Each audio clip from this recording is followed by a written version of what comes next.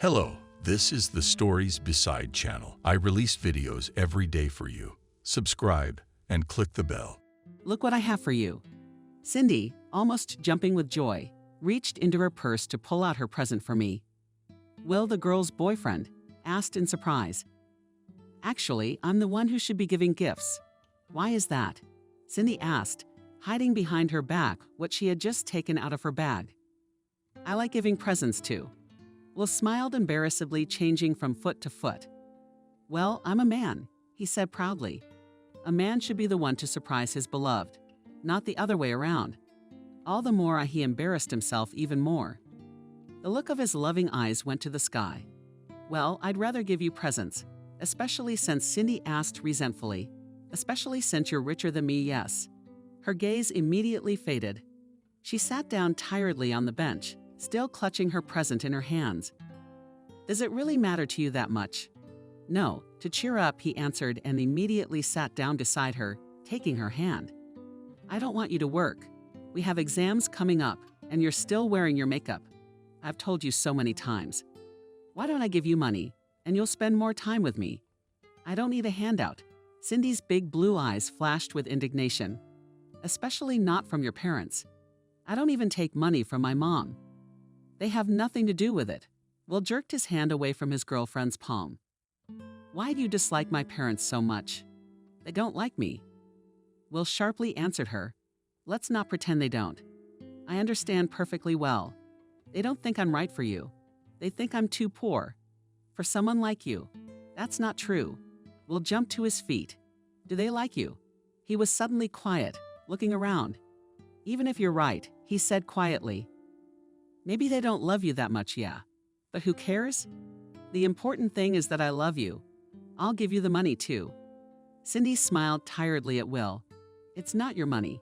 You don't have your own money. You don't work. Before Will could make excuses, she shook her head negatively, signaling that the conversation was over. You'd better see what I have.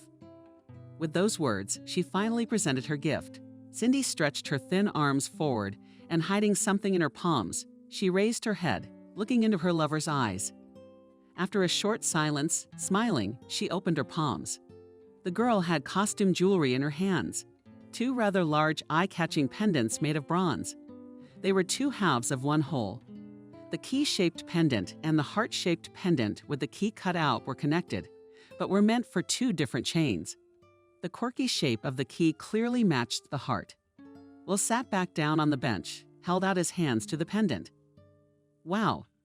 He marveled, though obviously a 17-year-old boy couldn't be that surprised by costume jewelry. They're keychains. They're not for me. Pulled Cindy's hand away, laughing. These are pendants for two. They need to be hung on a chain. But at me, she visibly looked embarrassed. I didn't have enough money for them. How cool. We'll continue to marvel. That's okay. I'll buy the chains. So he took the gift in his hands, scrutinizing it. I'll have a key, yeah.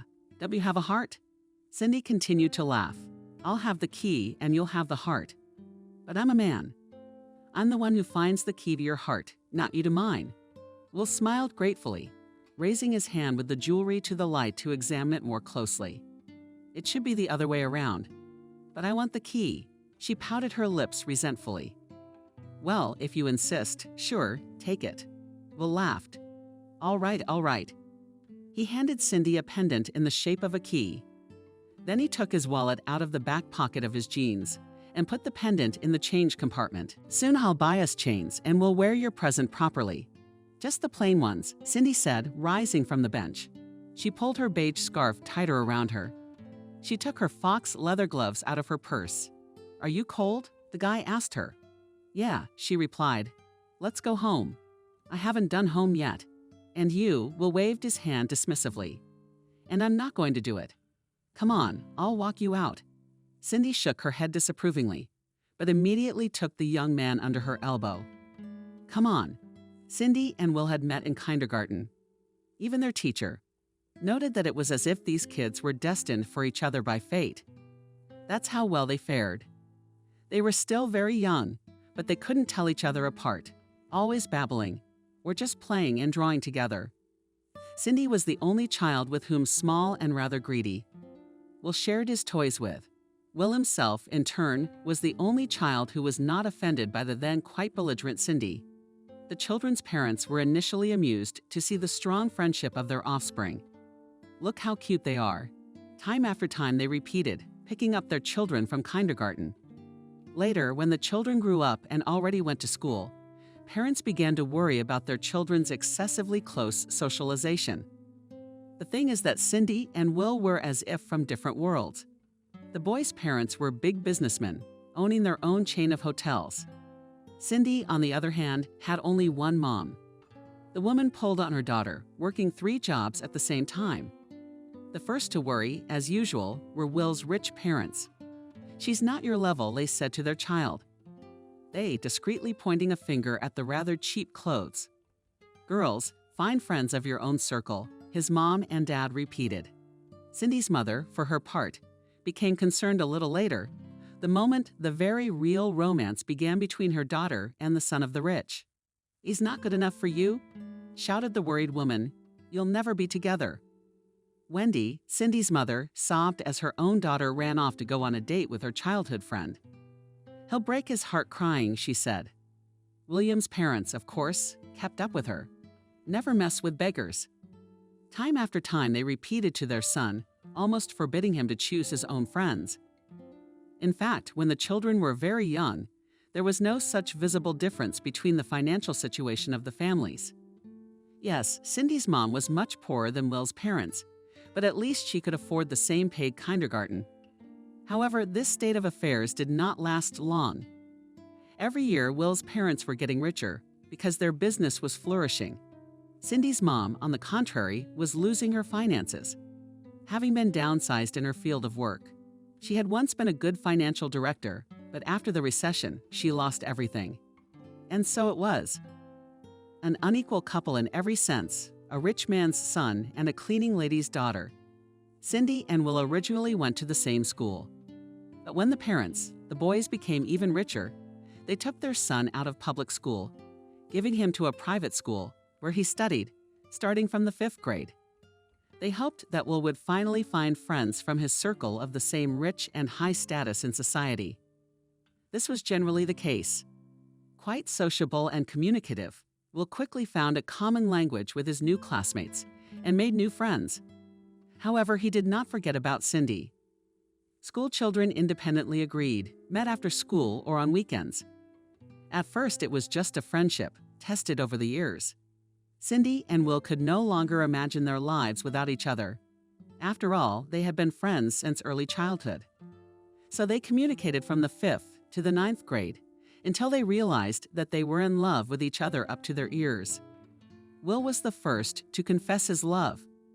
A year before their serious conversation, the guy realized that he loved and had always loved his best friend, Cindy. At first, he was shy about his feelings, afraid of losing her as a friend, afraid of scaring her or pushing her away.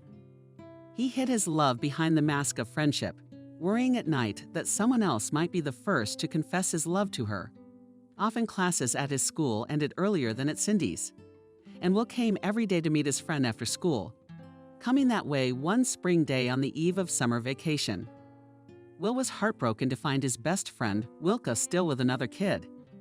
Then he realized it was time to act, and a few days later he confessed to Cindy that he had always loved her. To his surprise and indescribable joy, he found out that Cindy is not indifferent to him. It turned out that the schoolgirl loved him as much as he had loved her all these years.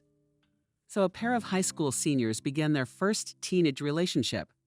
A relationship full of love, joint plans, and hopes, but which were hardly destined to have a future. After all, they were not a couple of major, and the girl came from a poor family. Well, stretched the field, stopping abruptly, having never reached her house, until tomorrow. Suddenly she asked, "What? What do you mean?" The guy stopped following her, looking at the girl in surprise. "It's still 300 meters to your house." "Yeah, I know," she turned away, staring off into the distance. "It's just Mom. I don't want her to see us together. So it's better if we say goodbye here. It's not like I'm going up to your place," parried Will. "I'll walk you to the elevator and that's it. You don't know who might get in your way." I don't like your entrance or the neighborhood in general. It's not that. I'm just afraid she might see us together if she looks out the window at the wrong time. Let's just split up here for me. It'll be fine. I promise I'll call you as soon as I get to my room, Cindy. Do you really think she doesn't know we're together? He asked irritably. Your mom, like my parents, should get over it. We're getting married anyway. Whether they support us or not doesn't matter. It's our life. You're right. Will, of course I'm right. She stood on the strokes, kissing her lover on the cheek. But let's not get them all worked up about it. Okay, Will said sadly, kissing the girl back. But you make sure you call. Okay, already leaving, said Cindy. In a couple of seconds, she was already disappearing in the dark yards. Cindy had always been a rather strong and independent girl. Ever since she was a little girl, she preferred boys' games and entertainment. Little Paul was never interested in dolls or dollhouses. She always wanted something more dynamic, something more active and not, as she put it, girlish. Maybe that was why she befriended Will. Or maybe the kids really were destined for each other. Always and everywhere the field took leading roles, always and everywhere she wanted to control everything and be in charge. The girl's mom, Wendy, thought it was all about the little girl growing up without a male upbringing. Cindy was already 17 years old, but she never found out what happened to her father. As a child, her mother said that her father was a sailor and had just gone on a long voyage. Later, she apparently forgot the old lie and said her father was her secret agent. Then she said her father was an astronaut, then that he was a famous person. And then, when Cindy turned 10, her mother said that her father left for another country for good.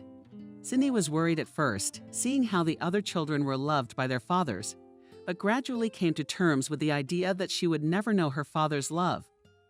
Despite her rather delicate and doll-like appearance, Cindy was a real tough cookie. She was only 7 years old when Wendy was made redundant.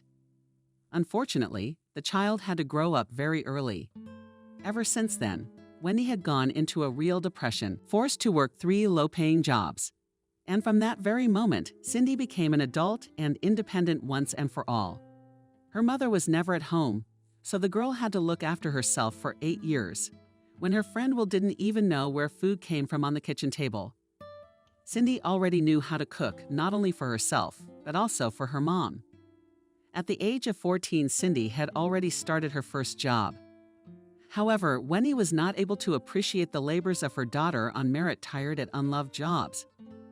The unhappy woman simply did not have the energy to entertain her daughter, to communicate with her, or to learn about her experiences and events in her life. As a result, Cindy grew up to be her own stern, independent self only at the age of 15, when she was already fully providing for all of her current needs on her own. Her mother began to pay attention to her child, finding out that the girl was still socializing the same way and even more so was already dating the son of rich parents. Wendy became furious. She did not want the field to be with him. No good can come from these rich people, the woman thought, trying to shield her daughter from Will's influence, but it was too late. Cindy was already a mature, independent girl. Not only was she fully formed as a person, but she also had her own stable job, distributing cosmetics for a well-known brand. It was too late to raise her. "Where have you been?" the woman asked rudely. Jumped out of the bedroom when they heard the keys jingling. "Who gave you permission to leave the house?" "Mom, I do not need your permission indifferently," replied Cindy Razuvev. "I went to work during the day, then went for a walk." "With whom?" asked Cindy's mom, losing patience. "You were with him again." "Yes, with him." "No," lied the schoolgirl. "Mom, I'm tired. I can't stand my brain. How many times do I have to tell you? Don't hang out with that rich guy. Wendy, button up your robe." Following her daughter around while she went about her business. Mark my words, he'll show his true colors. Cindy would have liked to lie to her mother again, saying that she had no contact with Will.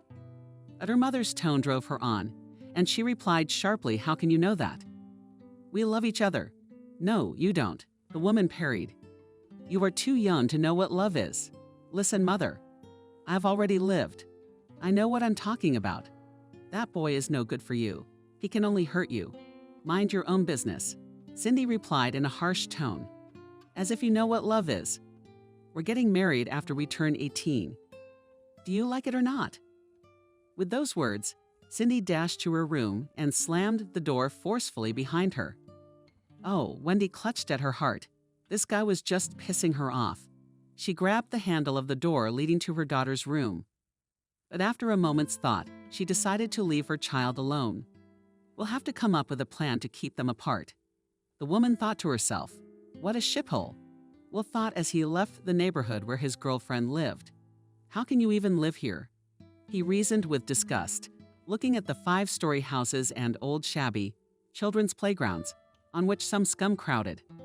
The autumn wind harshly conceived under his fancy coat. Hands flashed.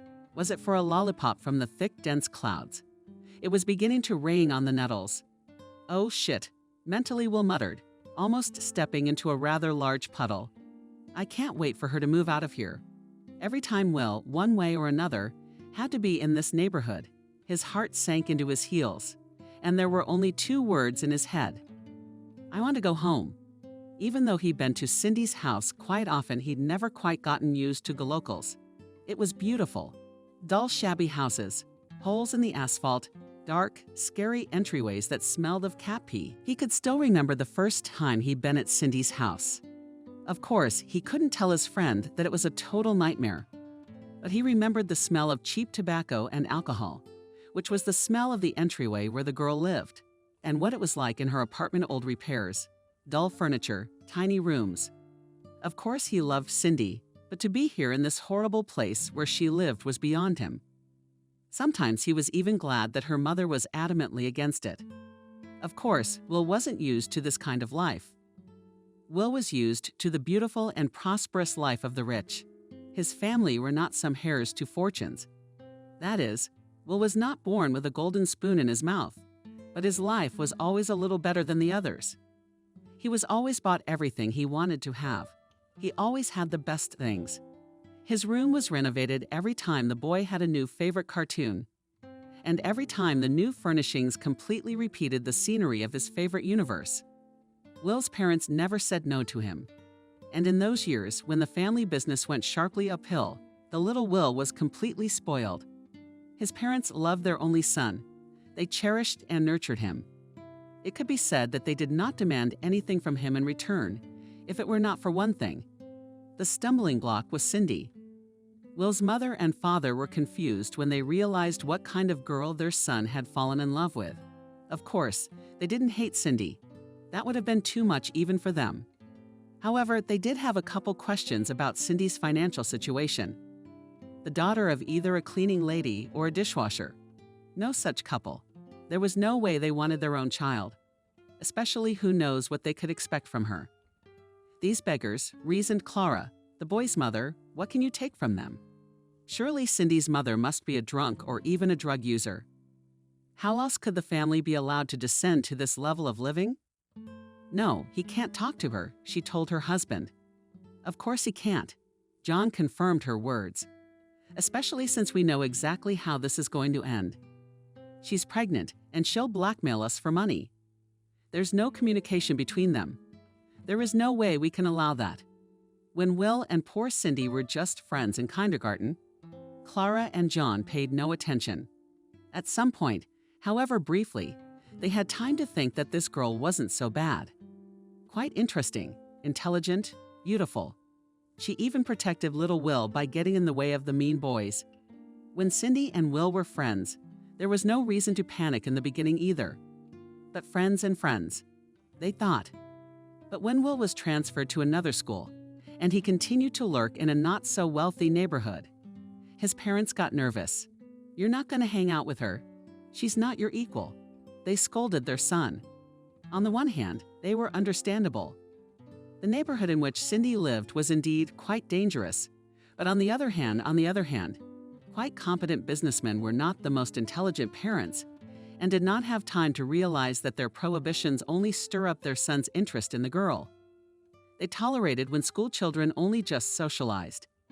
But when they started dating, such an event really knocked them out of their rut. They forbade their son to see the beggar girl, forcibly removed him from school. even hired a security guard, but will manage to outwit him time after time and find a way to sneak away to his beloved. Clara and John were confused. They didn't know what to do about it, especially since long ago, around the time when their business had grown a lot, they had made an unspoken agreement that their son would marry the daughter of their business partners. So what's the deal now? I'm at home shouted grudgingly to Will. He swore under his breath, took off his street clothes, and wandered dejectedly into the kitchen to get something to eat. There behind the bar sat the boy's mother. She gave her son a stern look, and Will realized there would be a scandal. "Where have you been?" Clara asked the girl. "How many times do I have to tell you the same thing, Will? She's no good for you." "Ma." John lazily replied the schoolboy, pulling a can of soda out of the fridge. "So the mood is lousy. I'm looking for you and your nonsense. It's not for you to know delusions," replied the gaunt woman. "Sit down. I have some important news for you." "Oh yeah, ironic," Will asked. "I think I already know your big news. I love Cindy and will be with her always. And you think what you want." In response, Clara smiled demurely at Will and she began affectionately. "Do you remember when you used to want to go to Haiti?" he asked in surprise. "What the hell is that? I don't know any Haiti." Clara shook her head. "Remember how you loved pirate movies? Do you remember where the pirates live on Tardis?" The woman splashed her hands together in self-satisfaction. "I remember," nodding, the boy answered. "I remember as a child dreamed of going there. By the way, why didn't you take me there?" "Oh, honey, it just happened." She got up from the counter, walked over to her son. "But now it's time for us to go there," she solemnly announced, "for the next vacation. What do you think? How's that for a vacation? Man, it's cool." Will was visibly excited, as if he had changed from a grown-up guy to a small child in an instant. He clapped his hands as he used to do when he was a kid. And now even his youthful stubble didn't stop him from looking like a boy. "Maybe we'll take off for the weekend, eh? But a weekend's too short. It's better to stay away from school a little longer. So we'll wait for the vacation for a couple of years," Will rejoiced. He walked over to his mother and leaned over to give her a smack on the cheek. Taking the bag of pictures, he then walked towards his room. In his head, he looked like an adult, but still boyish and Will at heart. Pictures of sword battles formed fleetingly, big three-corner flags hanging from belts, and of course, treasure. Will ran into the room with a sprint, jumped on his large bed, giving still childish fantasies. There was little that could ruin his mood, but a memory of Cindy immediately popped into his head. Shit, he thought with annoyance. It's not like I'm going to be able to leave her for the whole vacation. He rose from the bed briefly, thinking, and headed confidently back to the kitchen, where his mother was still in the kitchen.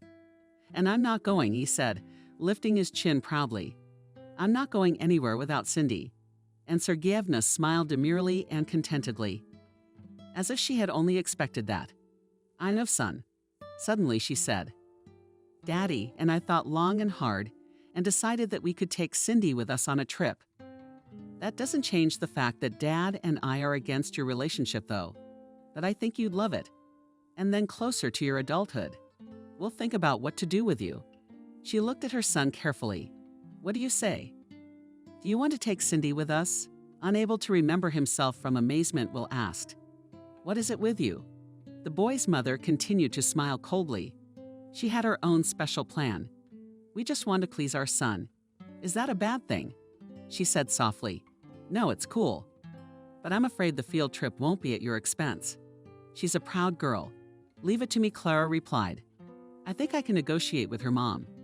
Just don't say anything to her until after the vacation. Let it be a surprise for the girl." "Okay," Will answered cheerfully. And again, kissed his mother already on the other cheek. The schoolboy did not realize that his mother had thought of something to separate him from his beloved once and for all. Cindy and Will were walking along the embankment, holding hands. Cindy was saying something about her work, scolding some girls in the process. Novi almost didn't listen to his favorite. All his thoughts were there on the cakes. And how could he restrain himself from telling Cindy about the trip ahead of time? He continued to walk slowly, trying to nod in time with the narration to his mind.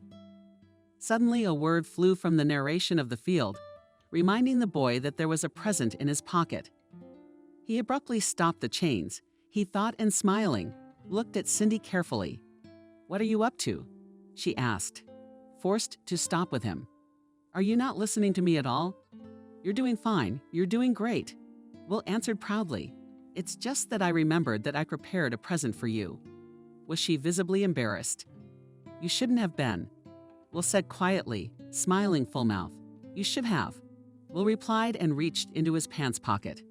After a couple of seconds, he pulled out a small baggie, then pulled out 2 identical gold chains. "One for you and one for me for the pendants." Pleased at his own generosity, he said no. Hala became visibly nervous. "Oh my God, Will, they're gold." "You fool. The pendants are just costume jewelry. It's just stupid to buy expensive chains for bling." "They're not bling," Will said angrily and reached into his pocket again. He pulled out his wallet, opened it, and pulled out a heart-shaped pendant. A couple of seconds later, it was hanging around his neck on a gold chain. "Well, it's beautiful because you gave it to me," joyfully he said and pulled the girl to him, kissing her. Cindy couldn't hold back a smile. "Definitely a fool," she said quietly, hesitating to take the expensive gift in her hands. At that moment, Will's cell phone rang, and he rolled his eyes and answered the incoming call. "Yes, Dad, you were good at everything." There was a rough and very loud shout from his father. 250,000 at a time. "Do you even know where the money comes from?" he yelled. The change he had just picked up immediately fell out of Cindy's hands. Either the phone or John's voice was so loud that the girl heard every word he said. "Spend it on his girl." "Yeah," yelled the kid's dad. "Don't you realize she's using you?" Cindy's lips quivered with resentment. Her eyes immediately became wet from the tears that came in. "They'll never accept me," she thought with annoyance. At the same moment, Will became embarrassed. Will took a couple of steps away, but the angry man's voice could be heard even from there to her ears. Cindy reached out angrily and so hurt. "Sooner or later, this chicken will fly from you, and you neighbor from our family all the money." Cindy turned abruptly, about to go. But Will, seeing the girl's worries, dropped the call and was next to her in a flash. "Where are you going?" "Baby?" he asked, looking into her eyes. "What happened?" "I heard everything," she answered, barely keeping herself from crying. "But why? Why did you buy those chains?" "I told you I wanted simple and inexpensive ones." "Do you have any idea what your parents think of me? We'll never be together ever." "What is this nonsense?" Will was indignant. "Why do you keep saying that?" He, not realizing how he felt, stepped in. "Maybe you just don't want to be with me." "Parents aren't an obstacle. What's your problem?" she shouted back, and tears spurted from her eyes. "Your parents will never let you marry me." "So what?" Will followed her and turned to shouting himself. "I don't care. I don't need them. I need their fucking money. I can provide for us myself. When we grow up." Cindy even laughed through bitter tears. "When we grow up?" she asked again. "Well, I've already grown up like a little kid. It's just you. You always act like you're 12 years old playing with toys, watching children's movies. You're like a child trapped in an adult's body." Your father's right. You don't know the value of money. What are you without your parents? You don't know much yourself, and other guys your age are already working. What about you? He resented the other guys, clenching his fists in anger. How would you know about the others? He couldn't remember himself from the rage. He ripped off his chain, took off the pendant, put it in his pocket, went to the place where Cindy was standing before and picked up the second chain from the asphalt. Taking both pieces of jewelry in his hands by force, shoved them into the girl's bag. "I bought this for you with panic," he said. "Can you give it to your grown-up boyfriends? Since you're more interested in them than Chow." With those words, he quickly walked off in the other direction, leaving Cindy all alone in the same minute. Two different women sat across from each other in a small cheap cafe. They had no idea that at that moment their children had broken up in a big way. But if they had known, they probably both would have cried with happiness. Oh, how was it to their advantage? After a long pause, Clara interrupted the long silence. "Have you thought about your decision? Are you in?" she asked, reached for a cup of coffee. "Mind you, I'm in it with or without you." It's in your best interest to agree. Wendy stepped forward. May I clarify if I understand you correctly? You're suggesting that I tell my daughter that you and your family are taking her on vacation and paying for her tickets and last-minute stay. I should tell her that Will changed his mind about taking her with him and asked her not to come to the airport. What makes you think she'll believe that? Clara smiled demurely. Because it has to happen at the last moment, when we're already at the airport. I stole my son's cell phone. It's going to be pretty easy. He usually starts buying up everything in duty-free. I don't remember anything around exactly when he gets distracted. I'll take his cell phone and text Cindy on his behalf that he's over her, then just throw it away for good measure. Will we buy a new phone and a new SIM card? We're not coming back from vacation. We're going straight to England. He doesn't know about it yet. His son will see that Cindy hasn't come to the airport and think she's fallen out of love with him. And then everything falls into place. They'll forget about each other once and for all. My Will already has a fiancée, though he doesn't know anything about her yet. Your daughter, I'm sure, will find someone else. Our children will finally be separated. She moved forward with a predatory smile. And to make sure you don't change your mind, I'll pay you a tidy sum to keep quiet and help me with my plan. It's a deal. Wendy smiled back. You know, I'd do it without the money. I don't trust people like you, Will, and I don't trust you either. But since you offered, so be it. I'll take the money from you. She was defiantly embarrassing her nose. Like I said, I don't know if I can trust you, but I don't have much choice. I've got your little boy on my mind. In fact, I've thought about separating them myself. I hope you can be trusted. In any case, I'll take the deal. The two women exchanged equal glances. Wendy was the first to rise from her seat. We're literally a couple of weeks away from vacation, and I'd have to work very hard to convince Paula to come with you. She's a proud girl. She won't even take money from me. I hope it works out. I'll be waiting for your call. It's a deal, Clara replied dryly. She nodded her head instead of saying goodbye and looked sternly in Wendy's direction as she watched her leave the hall and waited for the failed wedding party to leave the premises. Time passed and Cindy and Will had completely stopped communicating because of their quarrel.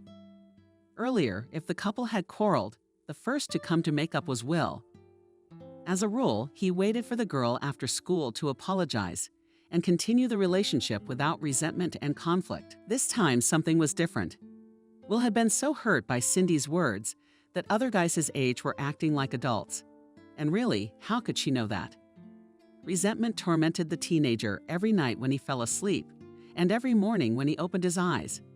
He thought bitterly about one thing, who she was dating, how she knew about the others. He felt humiliated and crushed. What did she mean by saying Will was acting like a child? Also didn't like the chains. What did she want anyway? The guy was so upset, he made a proud decision. She should come this time, make up with her after all. What was his fault? All he did was give her a gift. Was that something to be resented for? For the first time in their entire friendship and relationship, Will didn't go to meet Cindy from school. The bitterness of what she said was too strong. So the boy went home after school, shutting himself in his room. He lay there for a long time, staring stupidly at the screen of his smartphone. She would definitely call. With hope, he thought. He passed a day 2 weeks, but none of the teenagers never did. The first step toward reconciliation. Will was nervous beyond belief. What if she found another guy? With fear, he thought. He didn't want to give up his principles, but his love for Cindy was stronger anyway. He was about to dial her phone number when suddenly his mother knocked on his room. Well, shouted the disgruntled schoolboy. I'm busy. Let's do it later. But Clara had already unceremoniously entered the room. Well, I wanted to tell you something. The teenager rolled his eyes tiredly and immediately hid his cell phone under the pillow. Well, he asked irritably again. Wolf, what's the matter with you? The mother's eyebrows went up. Did something happen at school? Did you have a fight with someone? Grabbed her head. Is it really with Cindy? Will the long drill lead the mother not a trusting glance? Would she suddenly be able to offer sound advice? Absurd. Will knew perfectly well how his parents felt about Cindy. But right now, he needed support so badly. Ma, he started hesitantly. Cindy and I did have a fight. I didn't want to make up first, but she's not making the first move either. Do you think I should call her, or should I come over right away? I can't be without her, you know, I can't. The boy's mother shook her head pretentiously, sadly, and made serious Will eyes. But if she doesn't put up the first one, then she doesn't need it, she said softly. Or maybe she just hasn't gotten over your fight yet. In any case, to call, and certainly do not come to her. Especially not in this neighborhood. Ma. Will pounded his fist on the pillow in anger. I shouldn't have told you. I'm sorry, she raised her hands conciliatorily. Especially since I know exactly when you'll make up. Whence he raised himself up on his elbows interestedly. Arranged with Cindy's mom, and your girlfriend will fly with us on vacation. That's really great. Here, if you don't believe with these words, Clara took out her cell phone and showed her son a text message from Wendy. She wrote that her daughter had agreed to the trip and was looking forward to it. No way. Will was sincerely surprised. He snatched the phone from his mother's hands and checked Wendy's number with the one he had recorded. Indeed, it was she who had texted Cool. Do you think the field is ready to make up with me? Well, of course she is. Clara smiled caustically. So don't worry, you'll make up at the airport. You don't want to call her before then. She might want to apologize to you there. And don't write her anything. They're girls, and touchy. I was one myself. Don't I know it? It's better to wait, believe me. A pause, so to speak. Do you think Will rubbed his chin thoughtfully? You're probably right. A preoccupied William ran around the stalls of the duty-free zone. While waiting for his flight, he kept spending and spending money, regardless of the price tags, to buy some candy or toilet water, which he had never used in his life. He loved duty-free so much that he didn't pay attention to what was going on around him. That's why he never noticed his cell phone was missing. An hour later, when Will seemed to have bought everything he could possibly want, he wandered tiredly over to his parents' house. Mom, Dad.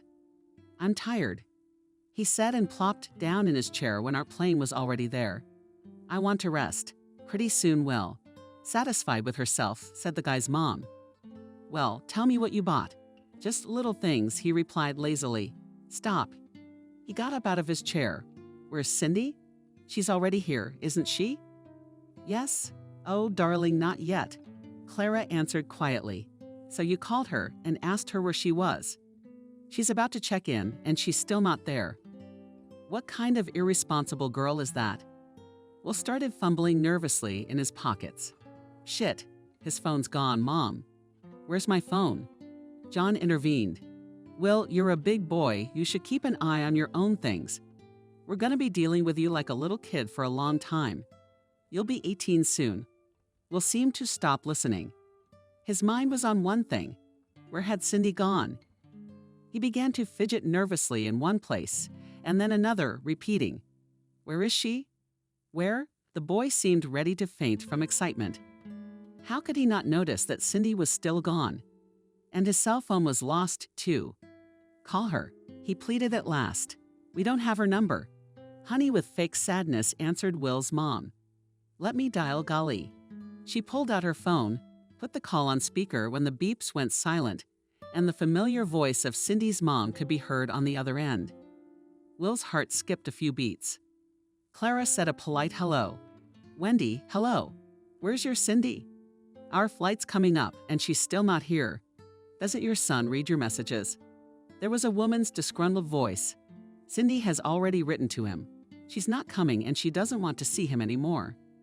Will felt as if he had forgotten how to breathe. He quickly snatched the phone out of his mother's hands and screamed as loud as he could. Turning to Wendy, I don't believe you. This can't be happening, Wendy laughed. Anything can be. Boy, one had to think about how one should behave.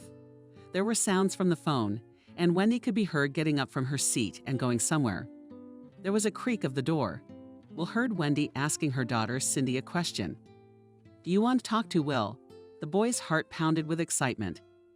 He held his breath, waiting to see what his girlfriend would say. No, Cindy's voice gave out. Will slowly lowered himself into the chair. His hands shook instantly. "You see," Wendy replied triumphantly. And then she dropped the call. Clara shrugged and hid her cell phone in her purse. "I'm so sorry." "Honey," she pretended to sympathize, not waiting for what her son had to say. She reached into her purse again to get something out. Here, she shoved some papers into her son's hands. "Read it, so you don't think we didn't want to take Paula with us. We bought her tickets, paid for her hotel. She didn't want to go." She softened her tone. "I don't know what happened in there. But believe me, it's for the best for your mother. Forget this begging and live your life. Relax and take a break from everything." Clara walked over to her son and pulled him into a hug. Clara clapped him on the shoulder. "Don't feel bad, she was never right for you anyway." The woman hugged her son with motherly love. "Oh," she exclaimed our flight. Almost immediately after the events described above, Will and his parents boarded the plane. Upon arrival, the first thing the teenager did was to buy a new cell phone and a SIM card. Finding himself in the familiar element, he first of all was going to write his favorite message, but having installed on the new phone the necessary social network, he was horrified to find that Cindy deleted her account search. Her on other resources also did not give any results. From that very day, the guy's heart was broken. From that very day, he realized that he could never love again. Will and his parents never went back immediately from the island. Another flight to another country far from their homeland was waiting for them. There Will finished school, found new friends, and started a new life. How did Cindy's life turn out? It was unknown to him. At some point, as it seemed to him, he forgot about the girl forever. As the years went by, Will grew older. And now he is no longer a head and a teenager, but quite a mature and adult man. Sometimes he very rarely remembered his first love. He wondered if there had been such a strong love between him and Cindy. Maybe his mother had been right then, and he was still half a child's fantasy. Maybe it was just teenage angst, a hormonal outburst, and Cindy had never been half as good as he'd thought she was in those years. Maybe she was. William actually stopped thinking about her a long time ago. His life had taken on new colors. Another country, another language, new friends. 6 years had passed since the teenagers had broken up. And here Will is already an adult, but still completely dependent on his parents' return to his hometown. There he was waiting for a wedding with a girl with whom he had not even been acquainted yet, and managing one of his parents' new hotels. Did he ever think of Cindy? As he stepped off the plane, breathing in the light smell of his homeland, of course he did. But I didn't even think about trying to find her and start talking to her. Why? 6 long years later, Will was already sure that that youthful love wasn't really real. So childish, innocent games. Having flown home, a couple of days later he met his future wife, a young, quite pretty girl named Jenna who had just turned 18. On her, as however, and on Will himself was evident, the girl was not burning desire to marry. But what could be done? They both knew very well with their parents. It was better not to argue, so as not to lose the funding. After a month, Will and his bride Jenna were already sitting in a long limousine, heading to the registry office. The parents of the newlyweds had organized a real celebration. A bunch of unknown guests, a fancy restaurant, fireworks. But on the way, the newlyweds and their guests met an unexpected, insanely long traffic jam. Somewhere far ahead, there was a major traffic accident. After a long half-hour of standing still, a tired and irritated Will had nothing to do. Struck up a conversation with his wife-to-be. "How are you?" he asked, embarrassed. Not tired yet. Tired. And how? The girl was indignant, fixed neat false hair. "How long can you stand still?" "I want to finish all this and have fun. And I do too." Will smiled, looking the girl in the eye. He looked her over from head to toe. She was very pretty after all. Long blonde hair, plump lips, good figure. He looked at her carefully. "Jenna, look, we've been over this. But how do you feel about this wedding? I mean, we've only known each other for a little while. It's okay." She smiled sweetly. "Yeah, when my parents told me I was getting married soon, I panicked. Maybe my future hubby would turn out to be a freak. But I stopped worrying when I saw you. It's okay," He's cute. She winked and Will. I think we're gonna be okay. I think so too. Will winked back and placed his palm on the girl's leg. She gave him a promising smile. After another half an hour, the guy couldn't stand sitting in one place any longer. Decided to get out of the limo to look around. Jenna, let's go for a breather. He asked. Look, our guests are all out, and we're all sitting here like recluse. Who knows how long we'll be stuck in this traffic? Oh no, said the girl. I'd rather sit here. With these words, she went to the minibar, taking out a bottle of champagne. And you stay, since we're stuck here, let's spend some time drinking and chatting. Will guiltily smiled back. Still, he got out of the car to stretch his legs. Of course, drinking champagne with a pretty girl was a very tempting proposition, but he couldn't sit in one place any longer. He opened the doors wide and the bright sunlight immediately hit his eyes. William got out of the car and looked around. His hometown didn't seem to have changed. Over the years, he walked along the cars standing in traffic, every now and then greeting the wedding guests he didn't know. When Will was about to get back into the limousine, his gaze was drawn to one rather strange figure. A beggar's man, he could tell, but so familiar. He squinted, covering his eyes with the palm of his hand against the sun. This can't be it. He thought to himself a little away from the road she was standing. In fact, he wouldn't have been so surprised by the encounter. It was to be expected after all. After all, Will had returned, and she, of course, lived here as before. But so soon, and under such circumstances. There was another small but very odd detail. Embarrassed by the guy, she was wearing a janitor's uniform. The young janitor was briskly sweeping leaves, paying no attention to the people passing by. No way. Cindy, with horror, thought the young man and inwardly shuddered. No, what's gotten into you to do a little janitorial work? He was finally convinced that it was really his Cindy. Without thinking, he immediately rushed toward her. As the boy ran across the road to meet his first love, his heart beat harder and his palms immediately sweated like a 15-year-old boy's. It really was Cindy, still as beautiful, still as young. It seemed that in the 6 years that the young people had not seen each other, she had not changed one bit. Only Nick and her sad look gave away all the pain she'd been through in his absence. Will's throat was immediately dry, but he took a step towards Cindy with almost shaky legs. He said quietly, Cindy, is it really you? From the surprise of the janitor check, literally jumped on the spot. What is frightened? She asked. Are you talking to me? Cindy, tears came to Will's eyes. I can't believe it's you. He held out his hand to her, but the janitor sneered instantly. You're the young man you wanted to identify, I guess. She asked, finally looking into the eyes of her interlocutor. Cindy, quietly, almost crying, he said again. He felt dizzy. He felt as if the ground had gone out from under his feet. He had so many questions. Why hadn't she come to the airport then? Why had she left him? Why hadn't she called? Why hadn't she told him she'd fallen out of love over the phone?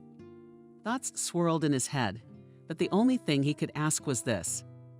You're a janitor, but why did her eyes flash with rage? I'm sorry, man, I don't know you. She blurted out. What is stunned? Asked the guy. It's me. Will, how could you forget me?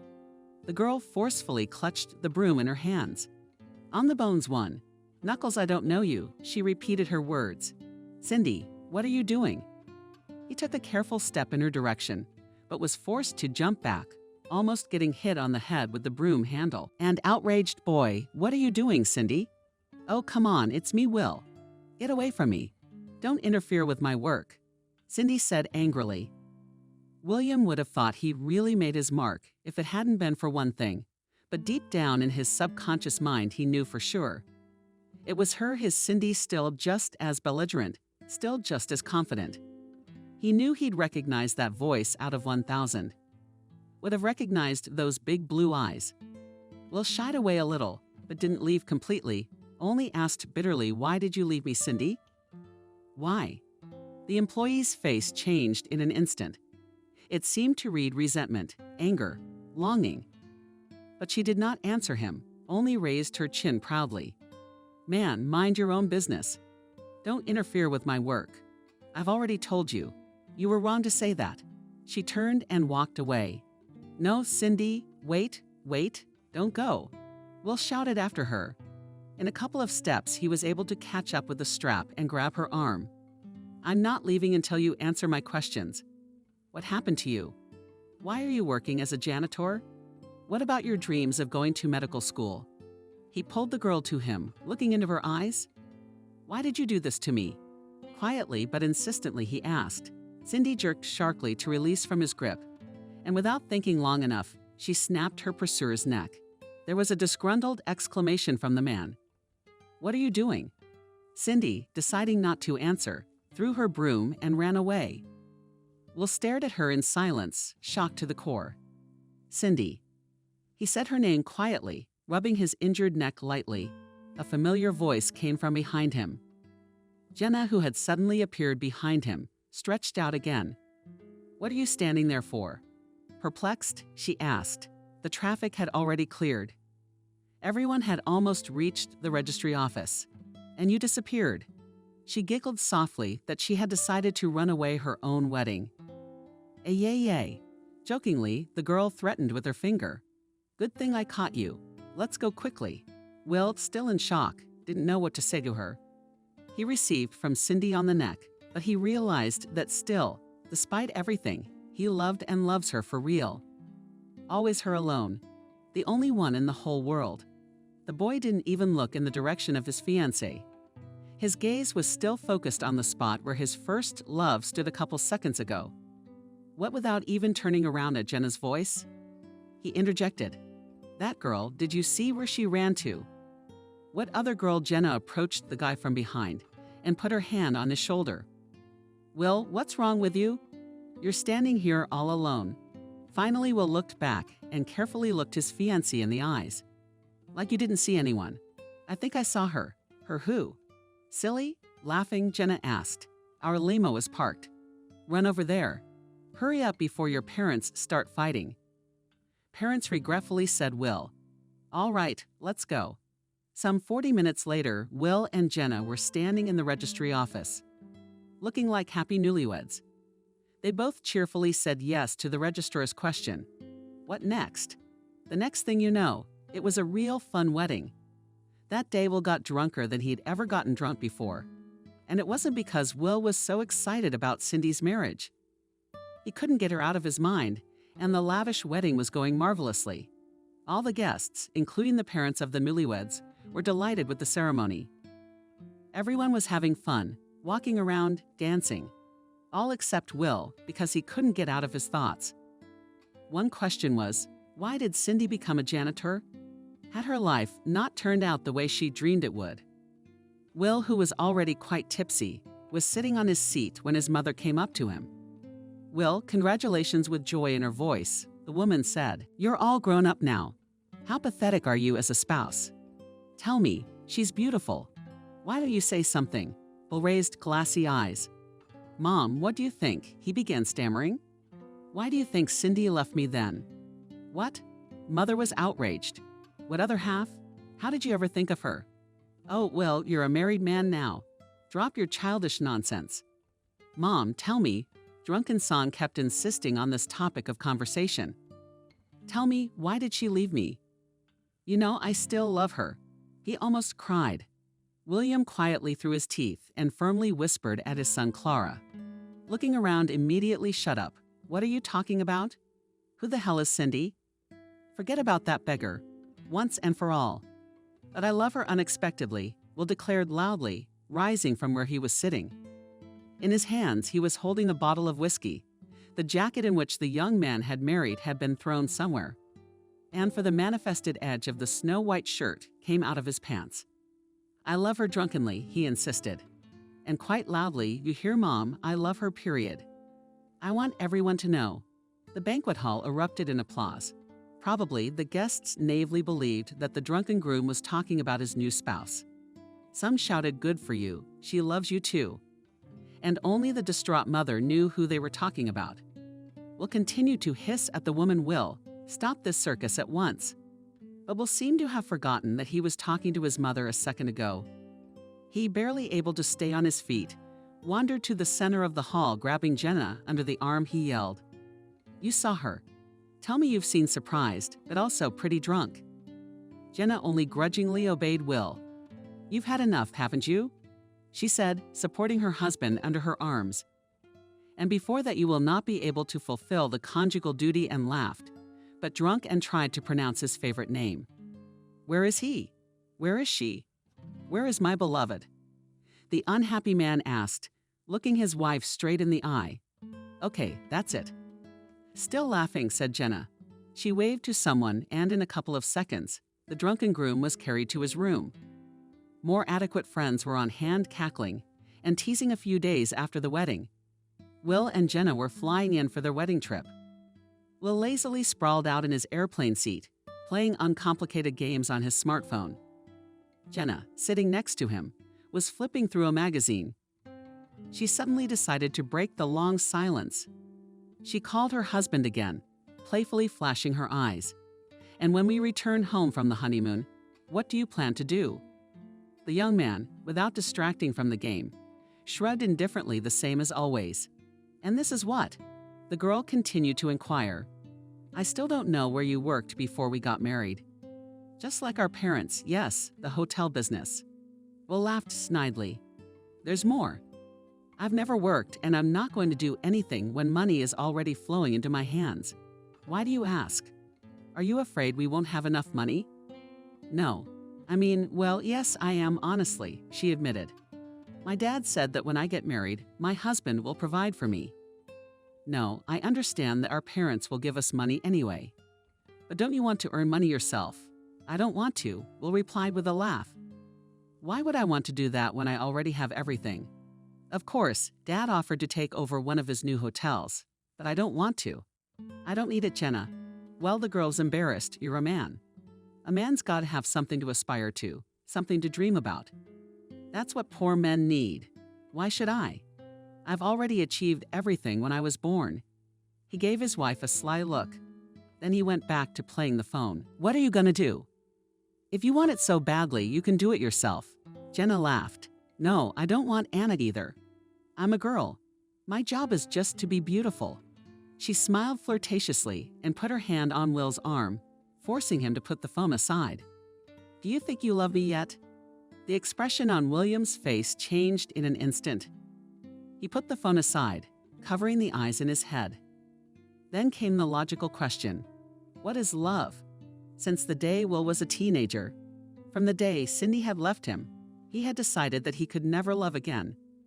But how can you take a 17-year-old boy's reasoning seriously? Especially since he was hurt, humiliated, and angry. Will himself did not know the answer to his question. Back when he lived in England, it seemed to him that all that love story with the little one was just a figment of his imagination for today. Today, he was no longer seriously convinced of it. The boy remembered his wedding day daily, and it wasn't because he'd made a happy marriage. It was because of her. With Cindy, he wasn't sure that meeting was real.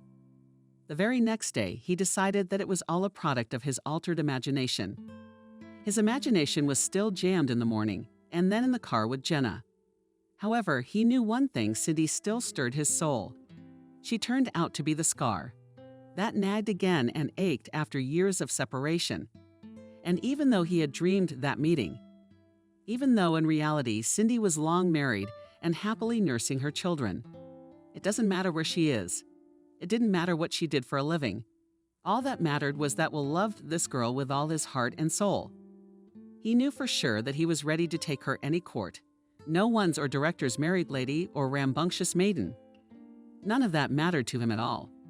It was on his wedding day that Will realized that he had loved Cindy always and would love her until his last breath.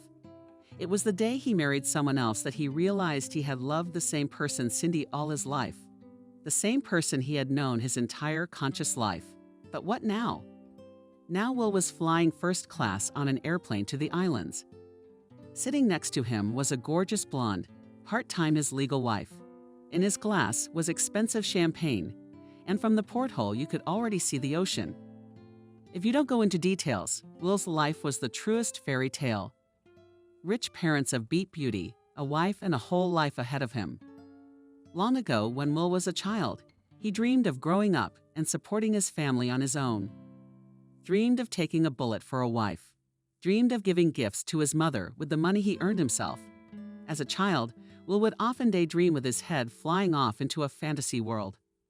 He and Cindy also often dreamed together, imagining what their future adult life would be like. Cindy always wanted to become a medical doctor. Will promised his beloved that for her sake he would open his own clinic. Even when the boy was already studying in England, he dreamed of independence. The day when his father promised his son to give under his control one of his hotels, Will was happier than ever. A new adult life, family, and happy. Departing for the dream hometown, the boys took off with the airplane. What will my wife be like? Will I be able to run an entire hotel? These were the questions the guy was asking himself, anticipating his new life. Who knew his dreams were destined to be shattered? Who knew that Cindy's mojo would ruin his mood so badly after the wedding and that vision? Will realized he wanted nothing more. He turned down his father's offer to run the hotel, given up on the idea that he and Jenna could really make something work. Now he wasn't living, he was floating through life. His life was quite good. The guy was taken out of his thoughts by the irritated voice of his wife. Will unhappily whispered she, "Did you fall asleep, or what?" "Actually, I'm asking you important questions." And Will opened his eyes sharply, shaking his head sorry. "I've been thinking." "What were you asking?" "I've forgotten." "Oh, come on." Jenna laughed nervously. "I was asking how do you think you've grown to love me?" "Will, instantly by nickname." He covered his eyes again, leaning back in the airplane seats. "No, Jenna, I'm sorry. I don't think I could ever love you." The newlywed couple flew to the islands for their honeymoon vacation. The couple's parents ponied up the money to put them up in the best hotel. After the confession that Will made on the airplane, the relationship between them went sour, and each of them distanced from the other. Although Will already, after landing 1,000 times, apologized to his wife, brazenly lied that he just had too much champagne and did not know what he was saying. Jenna was visibly distant. At first, the couple tried for the sake of decency to spend time together. But then they had separated, and each was doing his own thing, not interested in his partner's leisure time. Will collapsed lazily on a chaise lounge, lazily pulling up another alcoholic cocktail. The bright warm sun was shining. The young husband's skin visibly darkened with each new day, and the thoughts in his head became more and more benevolent and simply positive. Around him was the most real paradise, tall, wonderful palm trees, cast shade, carefully protecting his eyes from the sun around him. Every now and then beautiful girls with chocolate skin tone passed by. The air was progressive and slightly humid. Around Will flew drunkenly, shields, the aroma of fresh coconuts. After another long-legged beauty passed the guy, he whistled. How well the cocktails had done their job. And now Will was already open to the world, and he wanted simple worldly joys.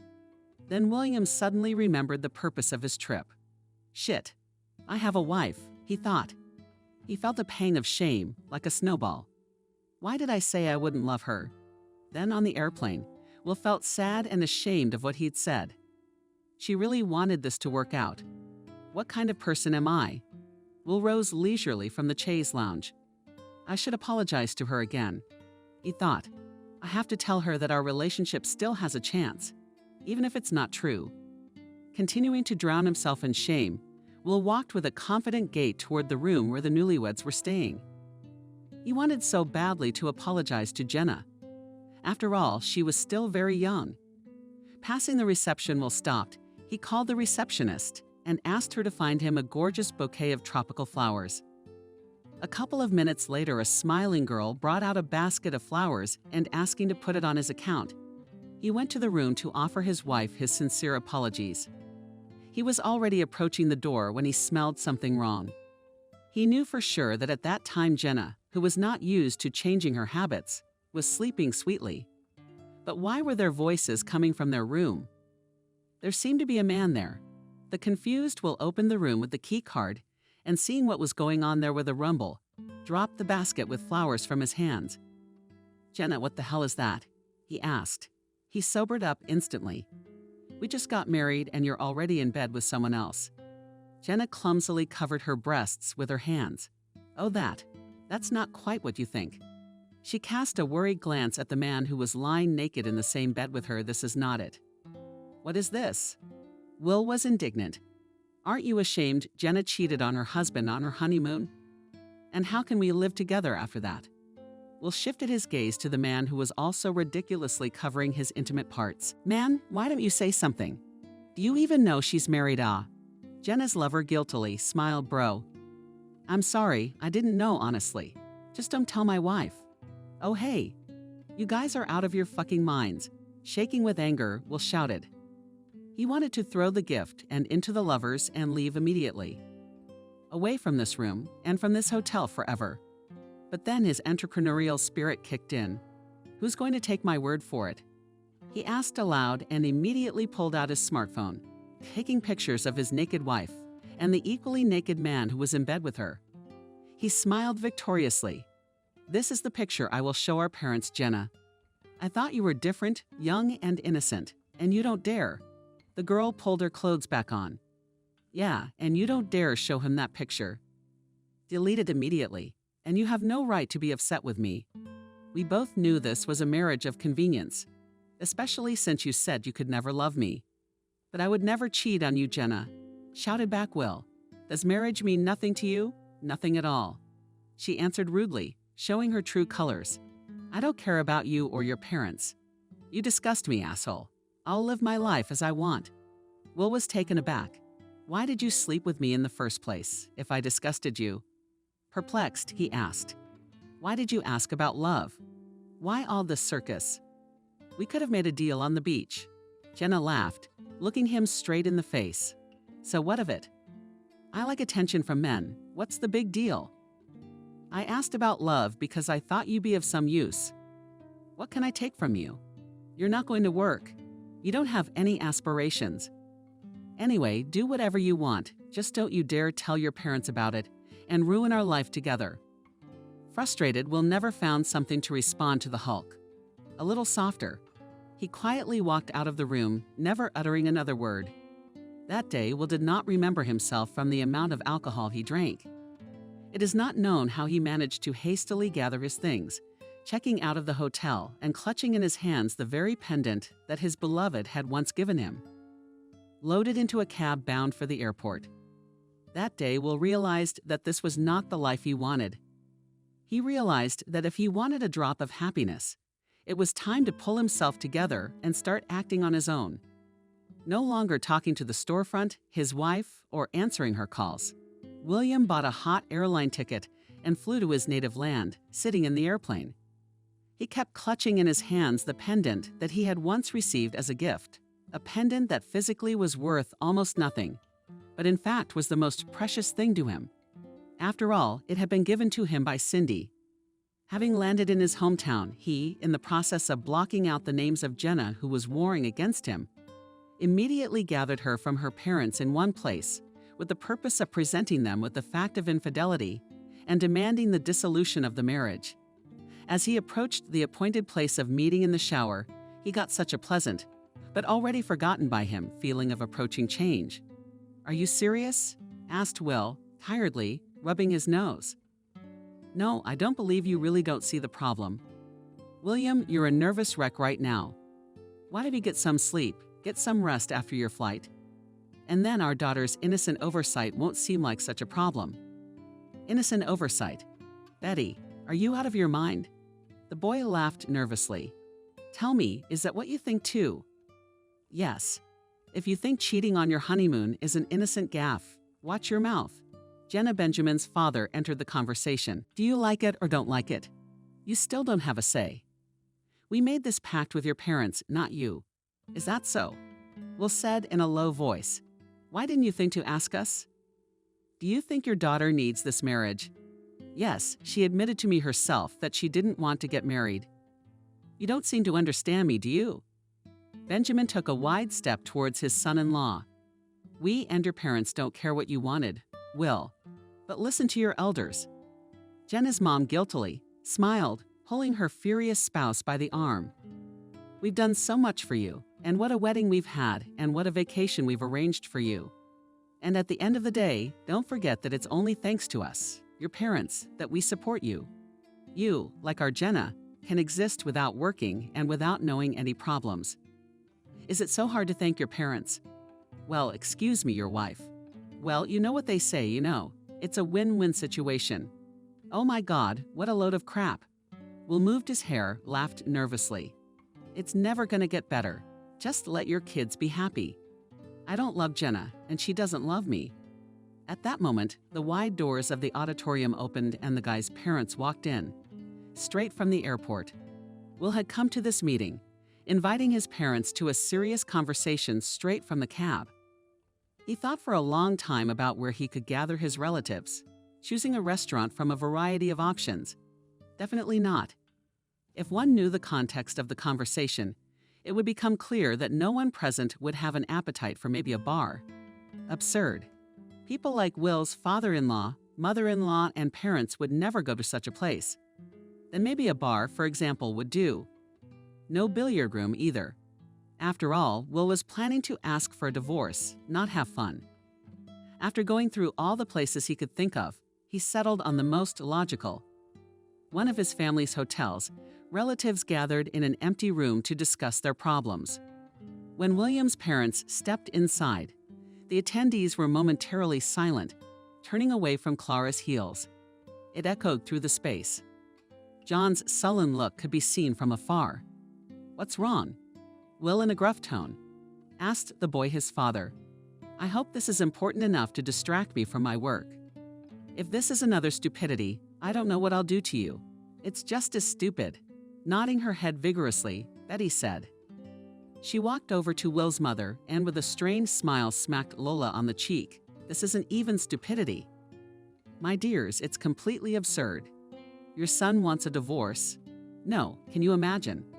A divorce? John frowned even more. There will be no divorce. Suddenly, without specifying the reasons. Abruptly, he said, if that's all, we'll go. And you, son. He jabbed his index finger at his son for pulling me just so punished. I'm depriving you of your money for a week. This conversation is over. No, it's not, gaining courage, Will said. He went to the center of the hall, blocking the parents' way, took out of his pocket his smartphone, and opened in it the very photo with the proof of his wife's cheating. Look at that.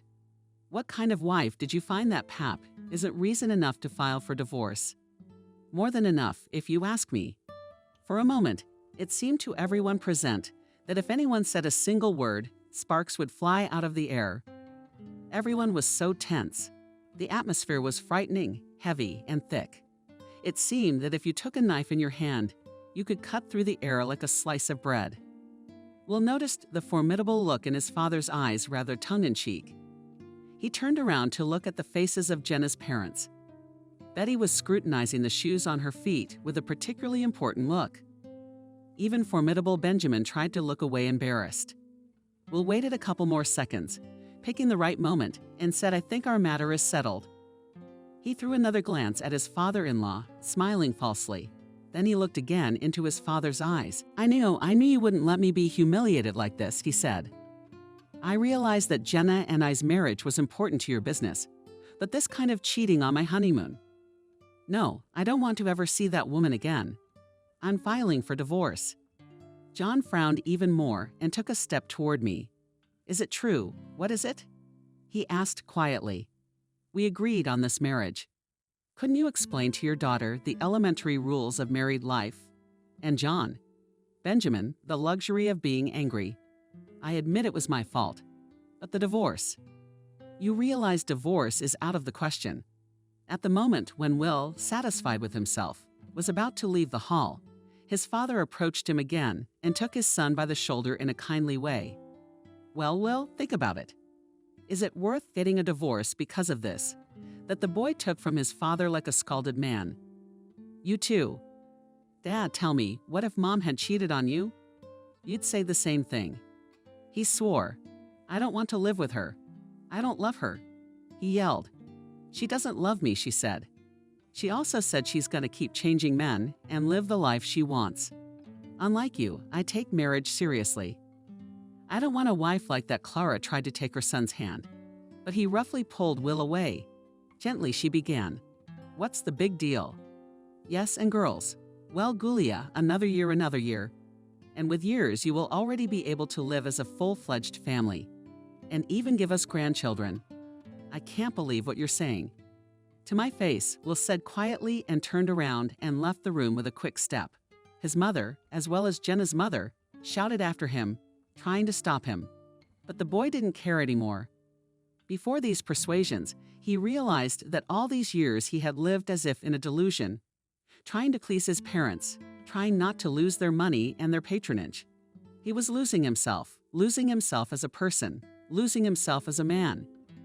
It was in that second, when the young boy looked his mother in the eyes, that he realized that he would never tolerate such treatment again. Period. The realization that his parents were using him as a bargaining chip came over him like a snowball. He realized that his parents had never really cared for him as their son, as a person equal to themselves, a person deserving of respect. Realized that he was just a puppet in the hands of rich and powerful people. They didn't care how their children felt. They didn't care if they were happy. They only cared about their own self-interest, nothing more. Will finally realized that no amount of money was worth giving up on himself. Leaving the hotel, William seemed to instantly mature and finally realized that it was time to make a change. It was that day that he was able to look at his parents from a different angle. It was that day that he realized that he never wanted anything to do with them again. Never in his life, no matter how much he was used to the good and rich life. As much as he didn't want to continue with just drinking, going out, yes, partying. He realized that a golden cage was still a cage. As he left the hotel and thought about all the recent events, he remembered Cindy again. Remembered what he had been like in his teenage years, what he had wanted and aspired to. He used to think he'd been a complete fool at the time. But what can you expect from a 15 or even 17-year-old teenager? Hardly any intelligent and informed thoughts. It's absurd. But now he realized. His thoughts were not influenced by age. His thoughts were influenced by the person next to him. His beloved Cindy, gazing wistfully out the window of a cab at the high-rises passing by. Will noticed a certain pattern in his life. In those happy days when Cindy was still around, he had dreamed and wanted to become a noble, good man. On those days when she was gone, and there were only countless faceless maidens, and then the parentally imposed windy Jenna wanted nothing at all. His only desire was an idle life, a life of hedonism. He didn't want to work or achieve anything. Realizing this pattern, William didn't know what conclusion to draw from it. Maybe go back to Cindy. Oh, if only it were that easy. Maybe he should find himself a girl similar to Cindy? No, that wouldn't work either. It wouldn't be fair to her, or to himself either. Will had thought about everything for a long time, having already arrived at the apartment his parents had given him. Now he sat in the silence of his living room, still clutching the heart-shaped pendant in his hands. Will stood up, poured himself a glass of brandy, drank another, and another, and another. After a few of those glasses, an epiphany seemed to come over him. Why should he need anyone to decide what he wanted? Wasn't Will the master of his own life? Did he necessarily need someone to guide him? No, he didn't. Decided clearly and confidently. Will sipped the last of his drink. It was now up to him to determine what to do with the rest of his life. He was now the master of his own destiny. It had been a little more than 6 months since the last time Will had talked to his parents. A lot had changed, if not everything. Waking up the next morning, Will made a clear decision to become independent and started acting on his own that very day. Quite quickly, he managed to sell everything that his parents had given him and put in his name, namely his apartment, several cars, a couple of expensive watches and things, collecting the money he had managed to get out of those sales. Will decided to start his life with a clean slate and move to another city. Did he ever hope to pay back the money that his parents had to put into the foundation of his future independent existence? Long ago, when Will was just a child, he often dreamed of living by the sea.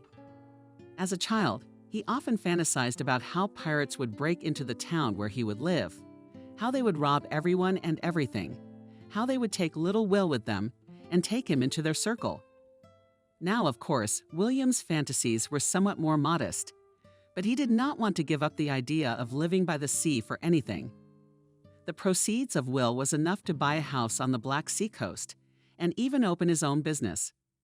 Moving to another city, Will wrote a message to his parents that he no longer wished to see them and that he was cutting off all possible contact with them once and for all. He changed his phone number, his place of residence, everything. Now it was not the Will he had been for the last few years. It was a new Will, self-confident and independent. From now on, he wouldn't let anyone mess with him. True, the young and blonde girl laughed out loud. I would never have thought that you are not from around here, so tanned and handsome. You know so many interesting places. She playfully smiled behind the ear-long, light blonde hair, and I'm just passing through to have a rest, to have fun. Will was upset when he heard the words, but he decided not to let it show. He carefully took his wine glass by its thin stem and said, "Well, that's great. Yes, I wasn't born here, but I live here permanently. Since you're at a resort, why did you agree to come on this date? Don't get me wrong. You're a very pretty girl. But didn't I say I was looking for a serious relationship?" The girl tilted her head to the point of indecency, laughing loudly. "Why can't you and I have a serious relationship?" "Well, how?" Will was surprised. "I mean, we live in different cities. How's a relationship gonna work if we're apart all the time?" "No, I don't think that would work for me." The girl, shooting her eyes, took the guy's hand. "If it worked out, I could move in with you. You have your own place, right? Remind me how you make a living." Will pulled away. "I own my own store. Why do you ask?" The coquette laughed, and again. "Having your own store is great. You're a businessman. What kind of store? May I ask?" Ignoring Will's last question, she asked him about comic books, toys. In a calm tone, he replied, "Collectible toys from movies or comic books." The comics themselves even have rare props from the filming of Comic Book Toys board. In a tone, she repeated the man's last words. "How boring. It's for kids." Will took offense to the circus, saying, "Well, you know, it's not just for kids. Many adults collect figurines. It's actually quite a common hobby." "Of course it is." As if teased, she replied, "And how do you make money with a toy store?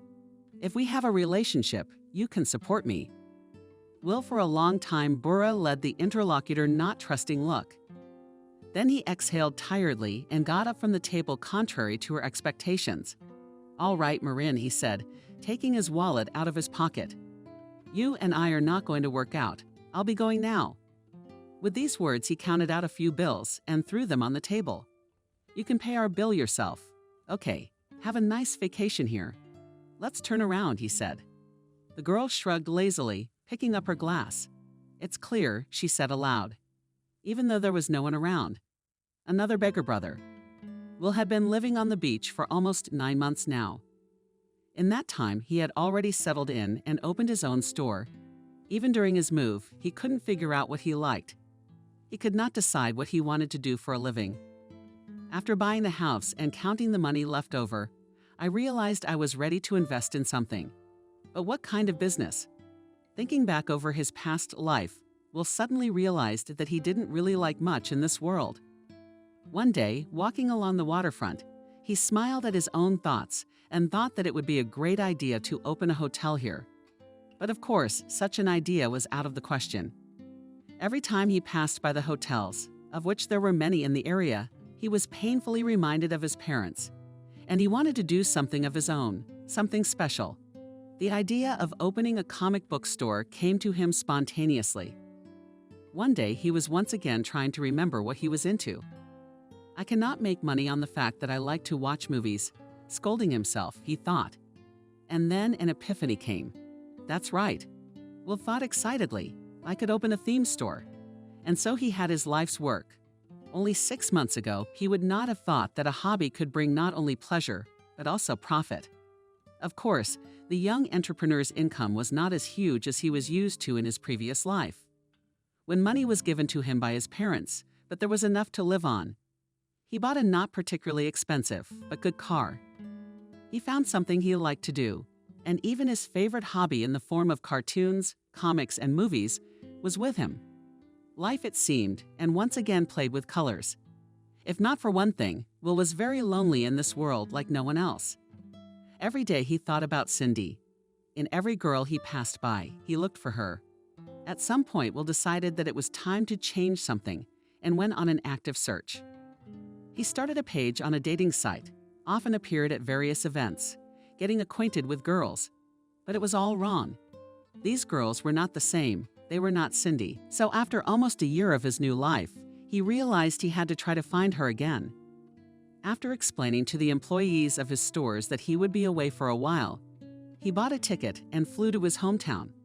Getting off the plane, Will clutched in his hand the pendant that hung around his neck. And now William stood in front of a shabby old house and looked at the shabby surroundings with a sense of nostalgia. It seemed that in all the years he'd been away, this house, like the neighborhood, hadn't changed a bit. It seemed that even under the ugly entryway grew the same ugly flowers from the cars. And the same old ladies sat at the entrance. Will was visibly nervous. Every now and then he bit his lip almost to the point of bleeding. After all, the point was that he had finally decided to find her. His first and only love, his Cindy. Having flown to his hometown, the guy decided not to attract unnecessary attention to himself and under a false name stayed in a cheap hotel. The first thing he did was to find Cindy on social networks, but to no avail. Her old page in that network, where they used to communicate with teenagers, was deleted long ago, and there were no others. In the 7 years that Cindy and Will had been estranged, a lot had changed, including the internet itself. If before they sat in an uncomplicated messenger, now the network was literally bursting with a variety of sites and social networks. Alas, the search did not bear fruit, and Will took a break. All that was possible was left with his nose. He had already lost all hope of finding the field, as he suddenly remembered the old and reliable option, just to come to her house. And there he was, a changed man, all grown up and on his own, standing under her driveway, still hesitant to go inside. After long minutes of nervousness and trepidation in anticipation of the imminent meeting, he decided to make a step and enter the house. His nose was hit by the forgotten but familiar smell of cheap tobacco and alcohol. Will involuntarily wrinkled his nose, and his memories immediately went back to his wedding day. That moment when he had seen Cindy under the metaphor of fallen autumn red and yellow leaves. He decided then that it was a vision. What if it wasn't? What if the same fate awaited Cindy as most of the residents of this unfortunate neighborhood? What if she was mired in money debts, in a post-war unloved job? What if she had started smoking that vile cheap tobacco? Will shuddered. With a heavy sigh, he went up to the floor he wanted and rang the bell at Cindy's apartment. For the first couple minutes, the door wasn't answered. And just when Will was ready to accept defeat and go back to the hotel, the lock suddenly clicked and a poorly dressed, memorized, and bad-smelling woman appeared on the doorstep. "Who the hell are you?" In a rough voice, she asked. "What do you want?" The guy at first wanted to retreat, but suddenly an image appeared in his memories, and he, being in complete shock, quietly asked Wendy, "Wendy, is that you?" "Ah, me? Who are you?" Distrustful, asked Cindy's mother. Will could not believe his eyes. Was it really her? Was she all of a kind, dirty, swollen, angry? Of course, Will had never considered Cindy's mom to be the ideal woman. But what would be, judging by her looks and even her smell, was understandable. Wendy drank almost without fail, but why did she drink? What terrible thing could have happened in her life? He took a step back away from the foul odor and decided to introduce himself. "Wendy, it's me." "Well, you remember me from high school. I dated your daughter Cindy." "Where is she, by the way?" "Will?" Quietly, she said the name of the interlocutor. "Ah, you're the new one."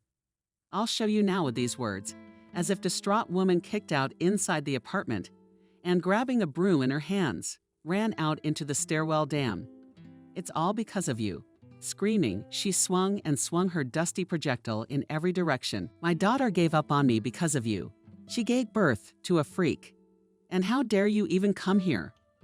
Will, avoiding the mad woman's blows, panted and shouted. "What are you talking about? Where did she go?" "Cindy? I need to find her." "She's not here, you idiot," she shouted, spotting her on the spot and breathing heavily from upstairs. I heard a grunt. Stop yelling, and Wendy, dragging a broom behind her and breathing heavily, went back into the apartment. I don't think so. Where did she move to? Still hoping for an answer, Will asked. I don't know. She doesn't talk to me anymore. After I suggested she get an abortion. Wendy threw one last angry look at Will. Don't you dare come here. I hate you all. With those words, she slammed the front door in his face. After his encounter with Wendy, he had been puzzled for a long time. What had happened to her? Why had she gone to bed? What did the woman mean by blaming the guy for all her problems? Why Cindy, let off and do not understand the mother, but always loved her, suddenly abandoned her? And what the hell kind of abortion was she talking about? Alas, there were many questions that frightened him. Like a true detective himself, he began his search, but for the most part, he was met with failure. Cindy seemed to have fallen into the ground. It was so hard to find her. After a long week in his hometown, it dawned on William. What if I went to the housing authority? Thinking back to his wedding day, he wondered if he had imagined the scene and if the field really did work as a janitor. Municipal workers were obliged to know her residential address, or at least a contact number for an internet search. He found the buildings he needed and stayed up all night because of his nerves. He went to the housing office in the early hours of the morning. There Will finally had luck waiting for him. A large woman with bright red hair for some reason rolled her eyes dismissively when she heard about the guy's request. Why should I give you the address of our employee? Asked the violinist's voice. Who are you anyway? Where did you come from? And what if you're some kind of maniac? The woman asked, adjusting the large beads on her thick neck, looking more like a toad than a middle-aged woman. Will nickered at first, but on reflection, smiled broadly and slipped the woman a crisp, generic bill. She was transformed all at once. Her voice was no longer so nasty. The small eyes were filled with warmth and kindness. Will came out of the housing office smiling broadly, holding a commemorative piece of paper with his address and cell phone number written crookedly on it. Luck at last. He decided and went straight to the address on the piece of paper. But there excitedly, Will was waiting for another failure. The door was opened to him by a gray-haired man, and shrugging with his mountainous, long shoulders from old age indifferently, answered, No, Cindy is not here. At that moment, Will's loving heart sickened with sadness and longing. A woman appeared in the doorway behind the old man's shoulders. Are you looking for Cindy? She asked. It turned out that the field had indeed lived at this address, once renting a room from these people. It had been a long time since then, and the person had long since moved out. Now Will had only one option left, to call the phone number that was written down on a piece of paper that was given to him by the housing office worker. But the disappointed guy already had little hope. Leaving the house, where he came to look for his beloved, he did not immediately decide to dial this number, afraid to cut the last thin thread that connects him with the image of his beloved. But when he finally decided, contrary to his own expectations, he heard his favorite voice. Hello. In a tired voice, Cindy answered the incoming call. Who is it? The boy's hands shook with joy, his heart filled with love. Stunned, he stopped on the spot and with both hands grabbed the cell phone with force, squeezing it into his ear. Hello, hello, Cindy. Almost crying with happiness. Was it for him? Who is it? She repeated her question. We know each other. Yes, Will answered cheerfully, already seated on a nearby bench. It's me, Will. You haven't forgotten me, have you? When she heard the name of her former lover, she was silent for a few long seconds. How did you get my number?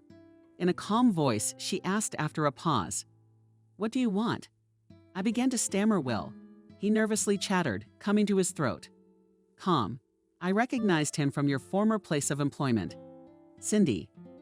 I wanted to talk to you about which job. She decided to clarify. Unlike you, I've worked a lot of jobs and still do. Oh well. Will fell silent and decided not to give away. Helped him the housing office worker and transferred the topic to Cindy. When and where can we meet? We need to talk. What do you want us to talk about? Indifferent? Cindy asked. I don't want to see you again. Will, who was sitting on the bench, had tears in his eyes. Never. In a quiet voice, he asked. When he heard her answer in the affirmative, he jumped up from the bench as if scalded. "I love you, Cindy," he exclaimed. "I love you, and I always have. Why do you want to see me? You're the one who left me. Why should you resent me so?" The next line of the field sounded very strange.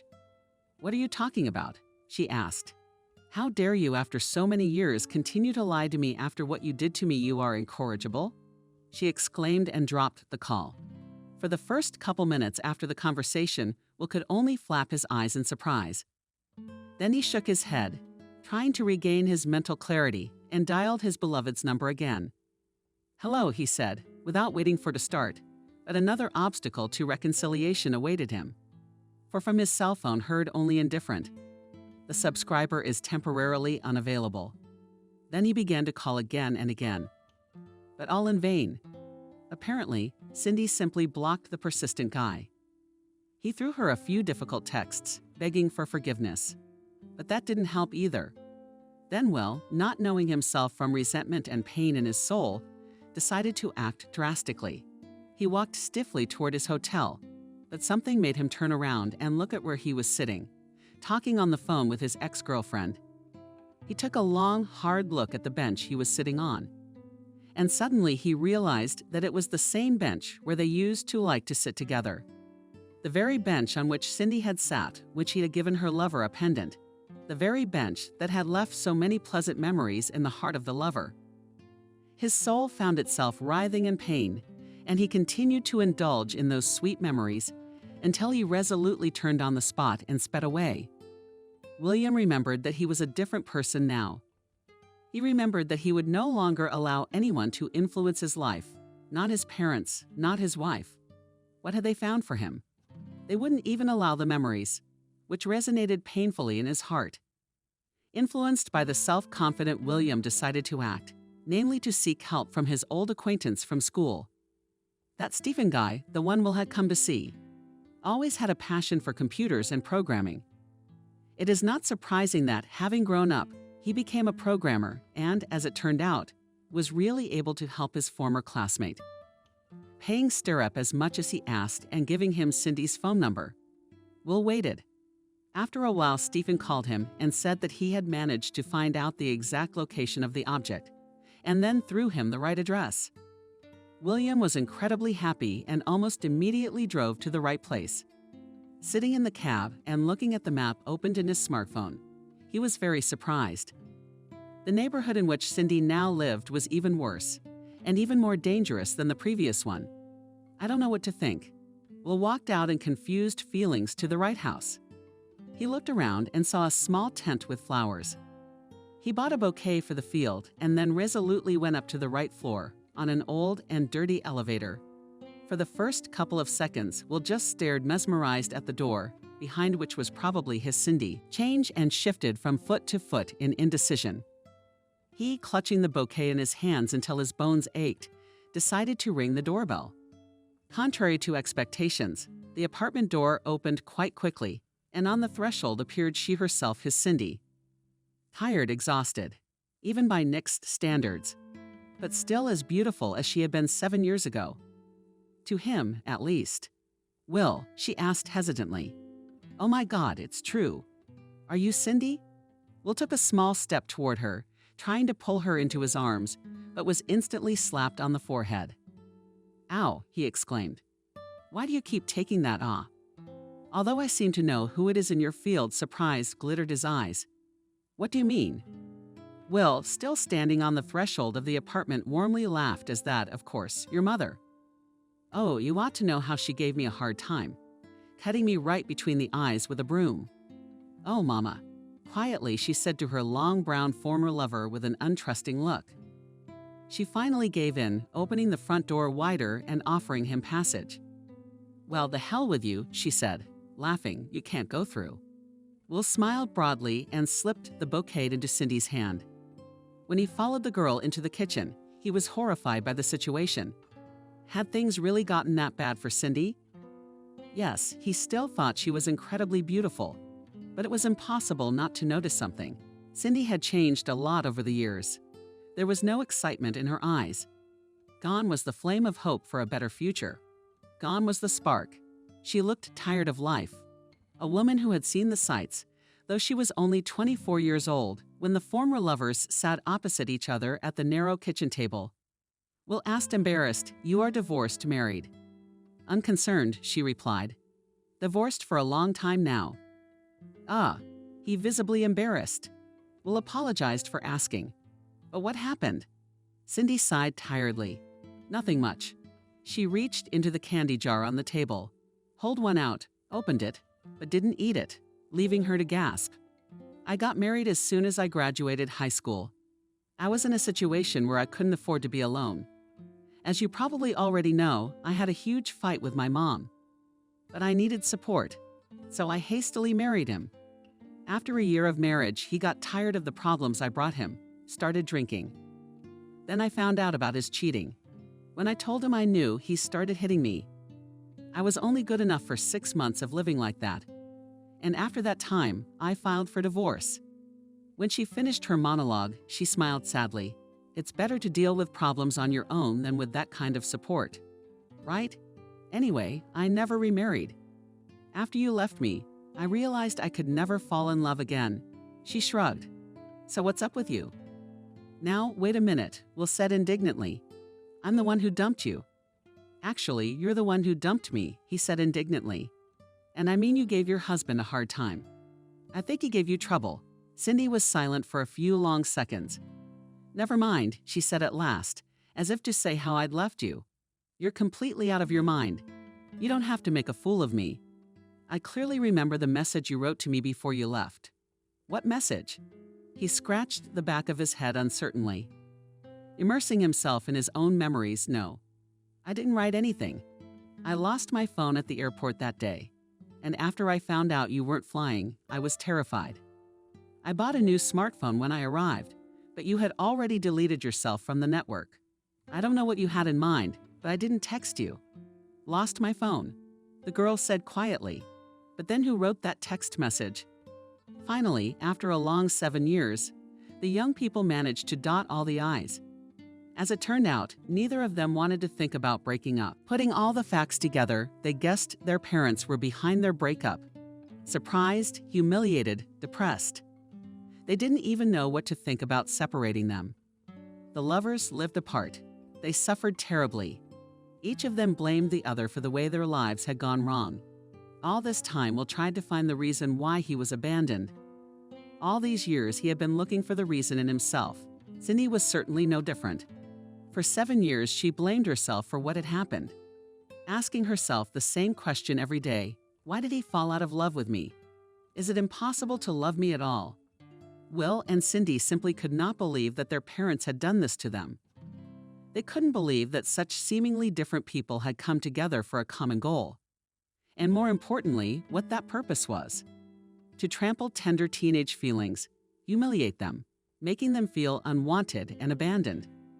After finding out all the details, the former lovers succumbed to their newly rekindled feelings. As it turned out later, each of them dreamed of this meeting. Each of them wanted to see their other half again. When the emotions faded a little, Will and Field began to tell each other about their lives. Will told his childhood friend everything, how he lived for a long time in England, how he got married on account, and how his wife betrayed him on their honeymoon. He also did not forget to tell about the fact that he stopped communicating with his parents and how he started a new independent life. Listening to his story, the Field couldn't hold back a smile. I'm so proud of you, Will, she said sincerely. As it turned out later, Cindy's problem was not only in her failed marriage. Will was surprised to learn that the girl was raising a child alone. That's great, he marveled. You have no idea how happy I am. We've dreamed of having a child. Wait, she said with apparent sadness. But Will joyfully continued to Cindy. I'm not stupid. I'm well aware that the child is from another man. But what's the difference? It's your son, so I'll love him as if he were my own. No, Cindy said, almost crying.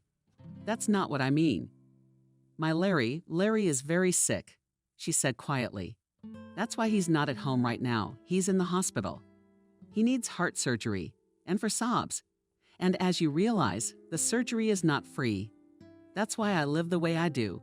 She looked around. "I saw with bitterness the look on your face as you looked at this interior. You think I'm thrilled. But right now, all the money is going to Larry's treatment. I have to work several jobs, but I still don't have enough money.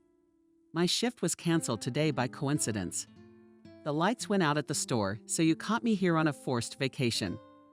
Bitterly, she laughed. Cindy raised her red, inflamed eyes to her interlocutor. Seeing that the guy was about to say something, she quickly shook her head, warning, raising her hand up. "Well, no, I know what you have to offer. I won't take money from you, especially since I only have so much left to save up." Will is dumbfounded, looking at the poor mother of a sick child. He'd like to help her. He really wanted to help her. But remembering the past, he stopped half-speaking and only said quietly, "Okay." "What do you say?" She smiled gratefully. "Thank you. You really have changed a lot." The couple spent a few more hours together, talking about everything in the world, and more. At some point it seemed to them that time had stopped, and the whole world around them seemed to have frozen. They were so good together that it was a logical conclusion. Will and Cindy fit together as well as the pendants. The young mommy was the key that perfectly fit William's heart. A few hours later, they had to say goodbye. Cindy had to leave for another shift at work. Will didn't argue, didn't persuade her to quit her job. Now he knew from experience that it wouldn't work with Cindy. After saying goodbye and arranging to meet again soon, he drove back to the hotel. But not so he could fall into bed and turn on the TV. When he arrived, he again turned to the internet for help. For now, he had a new goal: to find the hospital where Cindy's son was hospitalized, and to deposit the full amount of money necessary for the boy to undergo surgery. Of course, he knew that the principal field would not take money just like that, but he couldn't stay away either. It didn't matter how Cindy herself felt about it. The only thing that mattered was that the child should live. The next day, Will, having found out in which hospital Cindy's son was lying, went there to pay for a heart operation. The operation turned out to be quite expensive. The guy had to invest all his saved money, but he knew it was worth it. A new car or business expansion could wait. But a sick child cannot wait. Surprised and delighted, the doctor, to whom William explained his financial involvement through long-standing family ties, offered to visit the boy in his room. Will could not help himself and asked the nurse to escort him out. What a shock William was in, seeing the little boy in the hospital bed. Little Larry wonderfully tilted his head to the side. He looked long and apprehensively at Will, not knowing what to say. Then he raised himself a little in the bed and smiled broadly. "Who are you?" asked the boy, seeing this strange, similar as 2 drops of water to other such patients in the face. Will was overwhelmed and dumbfounded. He was not immediately able to squeeze out answers. "I am Will," he could only answer stupidly. But that was just enough for this boy.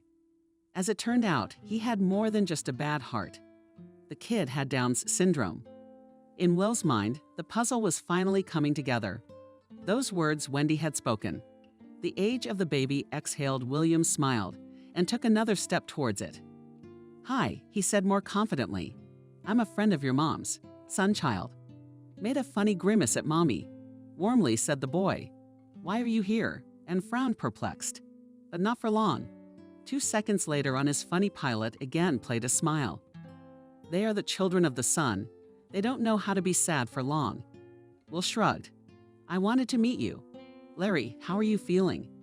How are you doing?" He moved even closer to the baby. In his mind, he scolded himself for not having thought to buy the child a present.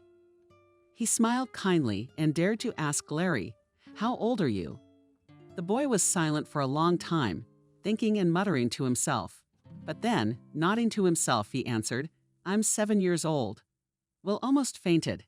It seems that all these years he had been growing up without any support from him. Such a special son. The operation was a success.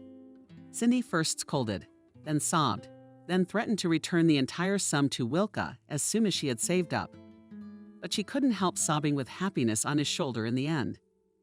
Will didn't press her or give a word away about his hunch, which only grew stronger. When the doctor showed him the patient's chart and the date of birth, and even the middle name matched William's thoughts. After a while, the field did venture to confess. Larry was indeed Will's son. As it turned out, she found out she was pregnant. A couple weeks after Will flew to Haiti with her parents, when she found out about the pregnancy, she initially wanted to tell him. But remembering that conversation between father and son, unwittingly witnessed by her, Olia decided to keep silent about the future child forever. Resentment after her beloved allegedly abandoned her did not let her go, nor did they let her go. Knowing what his father once said, "She will fly in and suck money out of us."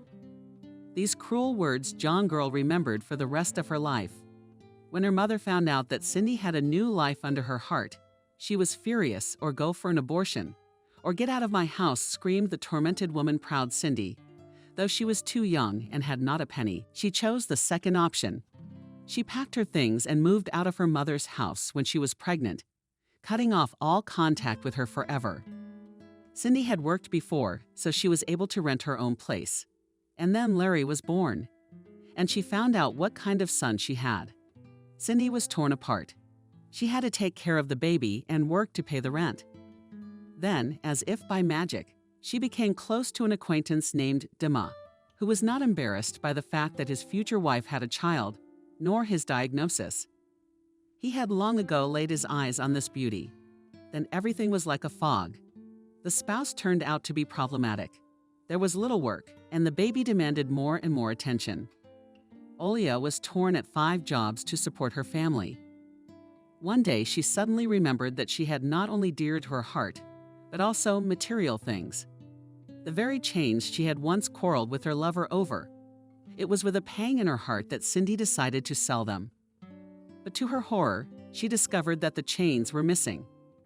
Later, she found out that they were stolen by her deadbeat husband, who spent all the money on drinking and entertainment.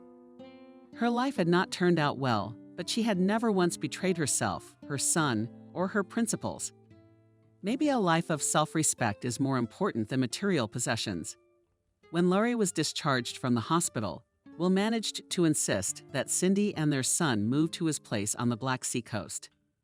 Cindy and Will got back together and were already planning to get married. But suddenly there was another obstacle in their way. William had completely forgotten that he had never divorced Jenna. He had to go to her to ask for a quiet divorce. As it turned out later, Jenna, like himself, also quarreled with her parents, and they deprived her of funding. Unscrupulous girl went for a trick. "Pay me a tidy sum, then I'll go with you." Will, so tired of all this manipulation and money intrigue, agreed. Throughout his life, he was so tired of the fact that all his surroundings could only think about money. Money, money, money. Always heard Will when he was a kid, and it wasn't until he was 25 that he realized that money was not the most important thing in life. Having agreed to Jenna's demands on the condition that the divorce would be quiet, and no one's parents would know about it until the divorce itself was finalized, Will sold the house. He slipped the insolent girl's money, and on the remaining modest sum bought a small apartment on the same coast. Handing Jenna the bill, he felt a stone fall from his soul. That day, when he flew back to the city, where his beloved family was waiting for him, he realized a lot of things, for his parents had never been truly happy. Yes, they were obscenely rich, but as it turned out, that didn't bring them happiness. Now that Will had become a father himself, he began to judge his parents even more strongly than before. How could they control the fate of their own child, knowing that he would suffer? This thought could not fit in his head. Only people who were very angry at life could do such a thing. Maybe he had never been able to forgive his parents, but it certainly taught the young father a lesson. Children are the most important things in life. You should never interfere in their lives. You should never dictate your rules to them. The only thing you should give your own children is unconditional love and support. And judgment is best kept to yourself, as much as you'd like to do that. Cindy and Will got married after 5 years together. They had another baby boy. The family lived quite modestly, but it didn't matter to them. After all, they had long ago realized that happiness is far from money. Will continued to engage in his comic book store, although this business did not bring good profits. Cindy went to study nursing and got a job at the local health center. Neither Cindy's mom, and they never saw each other again, nor were they particularly keen to. Children are better off without grandparents like that, the two of them decided. Larry grew up a happy and sociable boy, despite his peculiarity, and his little sister was very interested in music. This family finally found the simple happiness they deserved.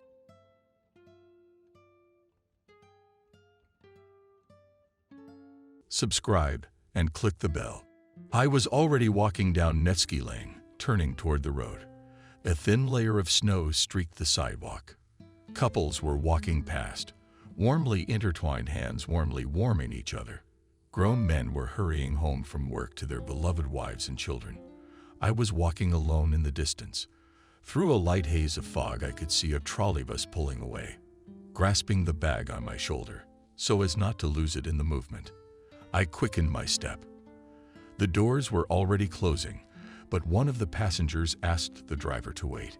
Entering the trolleybus, I shook my head from the flakes of snow and, thanking people for waiting, sat down on a vacant seat. Passing by a bridal salon, I smiled involuntarily.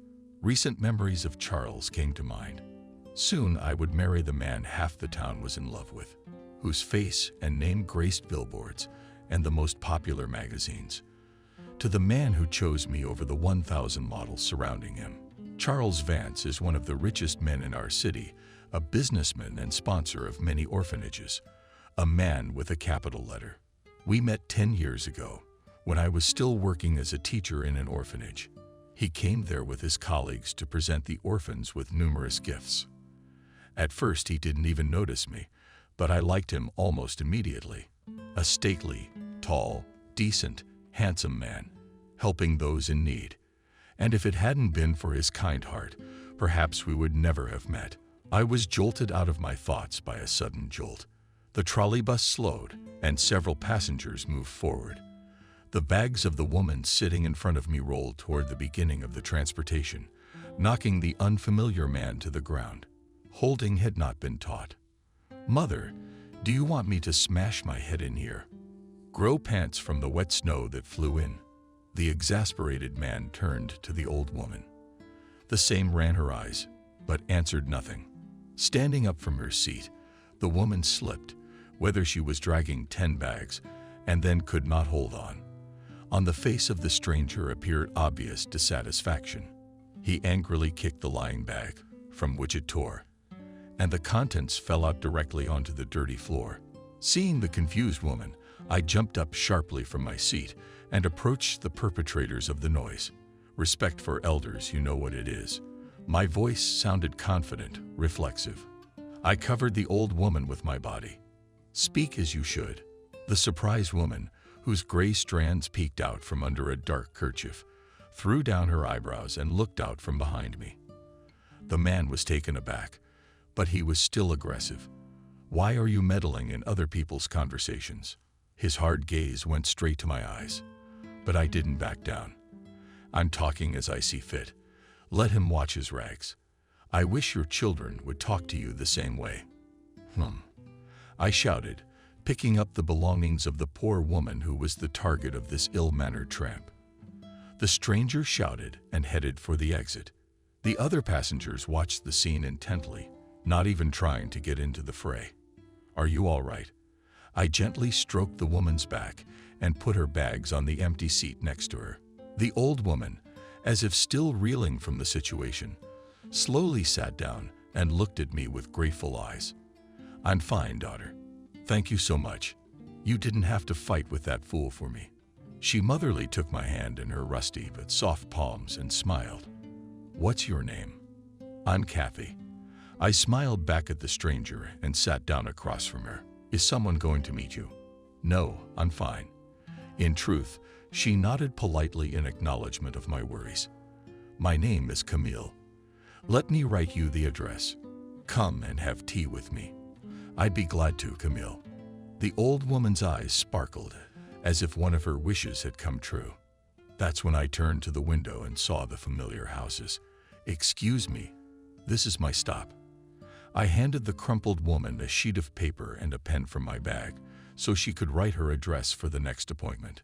The woman happily wrote the street and house on the mirror in her jagged, barely legible handwriting and gave me a glance. Stepping out of the trolleybus, I breathed in the fresh, frosty air, freeing myself from thoughts of that unpleasant insolence.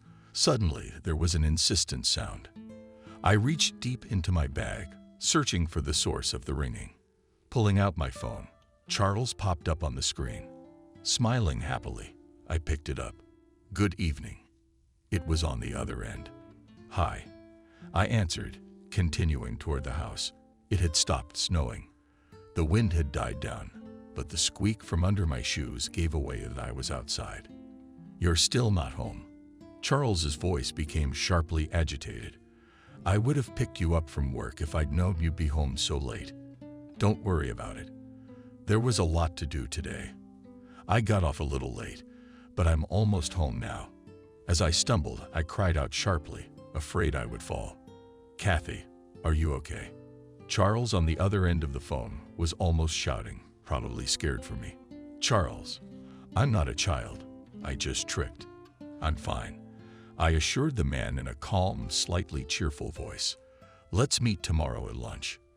My lover tiredly exhaled directly into the tube and spoke "Scare me well." "I'll pick you up at 1 o'clock. I'll be waiting for the meeting. Kisses to you too." I smiled, dropping the call even though I knew my man couldn't see me. He always told me about my beautiful smile. And when I see him or hear his voice, I'm immediately thrown into color, even though he's busy, working and famous. Charles tries to give me all his free time. Of course, except for time with his family. He is the only child of his parents, who are already quite grown up, and often spends evenings with them. My lover has long offered to visit his family together, but I am still afraid that I did not like my future mother-in-law. I didn't consider myself a confident or well-mannered, or worse, some arrogant lady, but the fear of my future husband's mother still did not leave me. As it is customary since ancient times in most Russian families, mothers-in-law have a peculiar attitude to the wives of their sons, especially if they are the only heirs. Twirling the ring on the ring finger of my right hand, I took a nervous breath. Panic was building along with the feeling of familiarity approaching. After tidying up before bed, I lay down on the freshly made bed and pulled out my laptop. My thoughts were filled with nothing but Charles. I thought about how much I missed him, how much he missed me, how soon we could live together, how I would cook him dinner, how I would meet him after work, how he would hold me gently in his sleep and whisper about how much he was in love with me. Thinking back to how skeptical my family and friends had been about my relationship with one of the richest men in our city, I chuckled. They hadn't believed from the beginning that such a powerful, handsome, self-sufficient, and confident man could pay attention to someone like me. And what was my older sister's surprise, who had spent her whole life talking about how I wasn't good enough for the perfect husband. When she met Charles and me at a familiar restaurant in our neighborhood, Lisa had married when she was barely 20. She considered it a major accomplishment in her life and bragged about it left and right, saying things like, "I'll never achieve that." My mother and father were always supportive of the eldest daughter, continuing to trample on my own dignity, humiliating me with words, actions, and attitude. But I loved them despite their behavior towards me, respected them, helped them, and never turned my back on my family, no matter what. The ringing of the phone made me get out of bed and clear my thoughts of the echoes of the past.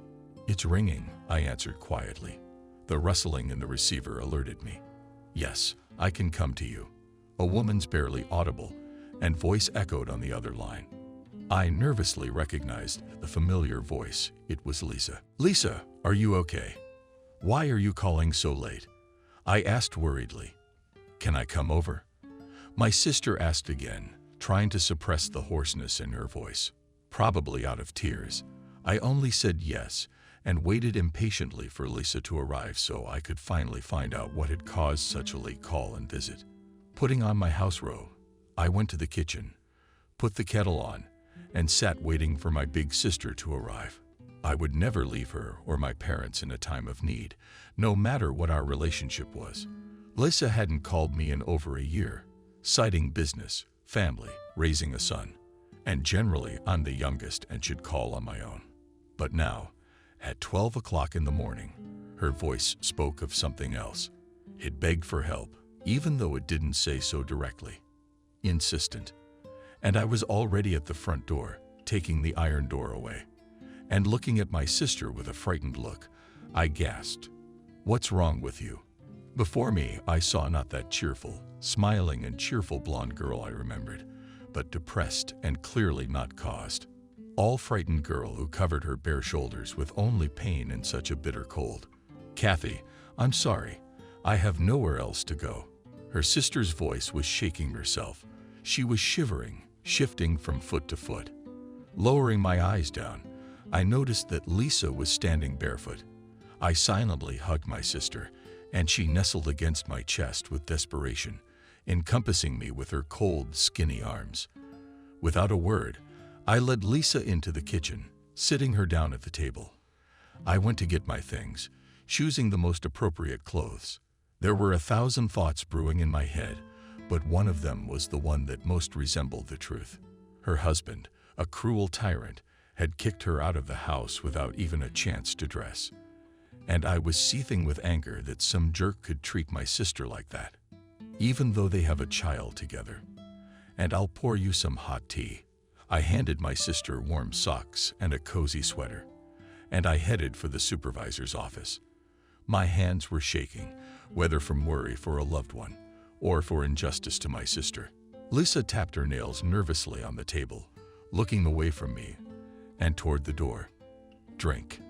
I handed my sister a mug of hot chamomile tea, hoping it would calm her down a little. I tried to catch her gaze, but it was in vain. She was looking anywhere but into my eyes. "Explain to me what happened." "I apologize to you, Kathy." Lisa sobbed and then broke into sobs, occasionally gasping from her own hysterics, and put my arm around her shoulders, gently stroking her back. Words wouldn't have helped here, so I tried to soothe my sister only with actions. After a while, we moved into the room. Lisa was curled up on the bed, staring at the door without taking her eyes off it. "Can you tell me?" "I won't tell my parents anything, Lisa." My voice was quiet, but my sister heard me. "He kicked me out. He cheated on me and kicked me out." My eyes were still fixed on one point. Only my voice sounded hoarse and detached. "John said he was going to take my son away from me." My eyes widened, and I was visibly nervous. Even though I rarely saw my nephew, I loved him, and I wasn't ready for him to be in the hands of this fool in love, even if his parents moved away. He needs to stay with his mother. Even though Lisa was not a very good friend and older sister, she treated motherhood with awe and love. And Liam loved his mom too much. When Lisa married, John seemed to everyone to be a fairly adequate, fun, and loving man. But his behavior at that moment kept me on my toes. I tried to warn my sister, but my word against my dad and mom and my sister's crush meant absolutely nothing. Perhaps situations like this had happened before, but I was not privy to them, just like my parents, because the Smith family was always set as an example to me that one should be just like Lisa, find a man like John, and live happily ever after in the communal living quarters of her husband's late mother. Now that Lisa is completely devastated and exhausted, bereft of the will to live, lying in my home not knowing what to do with her tyrant husband, my fears from 10 years ago have been confirmed. He is not worthy to be my sister's husband. And despite the fact that Liam loves his father, he is not worthy to be the one. I can talk to a lawyer I know. Will you be divorced? Will Liam stay with you? I whispered, hoping to rouse my sister. She only looked up at me, waving her head in denial. I love him. We just need to make up, Lisa whispered, covering herself with a blanket. Stunned, I jumped out of bed and spread my arms. You're crazy, Lisa. That man has no respect for you. If he cheats, he doesn't love you. He's blackmailing you with his son. You have the right to go outside in 30-degree cold, without shoes or clothes. And you're still talking about love. My eyes blurred and my thoughts were filled with hatred for my son-in-law. I wanted to protect my sister and do everything I could so that this rude man would no longer be able to hurt the one I loved. Lisa didn't say anything, only occasional sobs, sluggishly hiding her face under the bed. Liam at her parents asked me rudely. Receiving a nod in response, I exhaled quietly, knowing that my nephew was okay, one of the main tasks at the moment. After waiting for my sister to fall asleep, I headed to the kitchen, made myself a strong tea, and sat down with myself.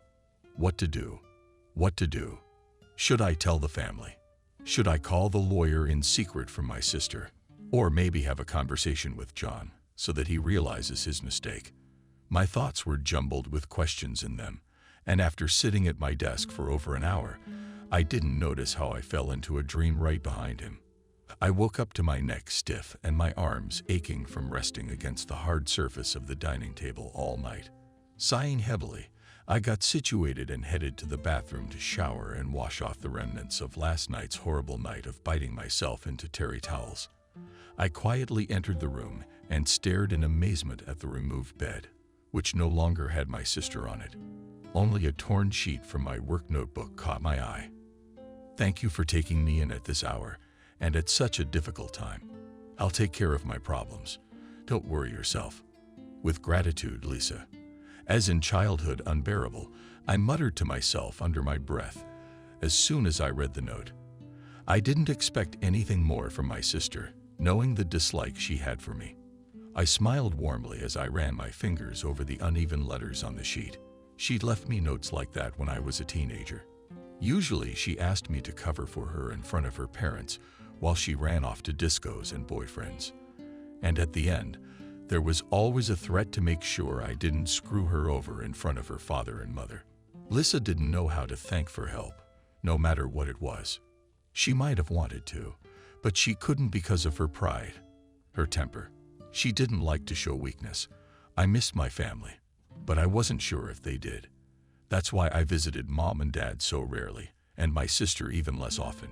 Glancing at my watch, I realizing that I was already late for work.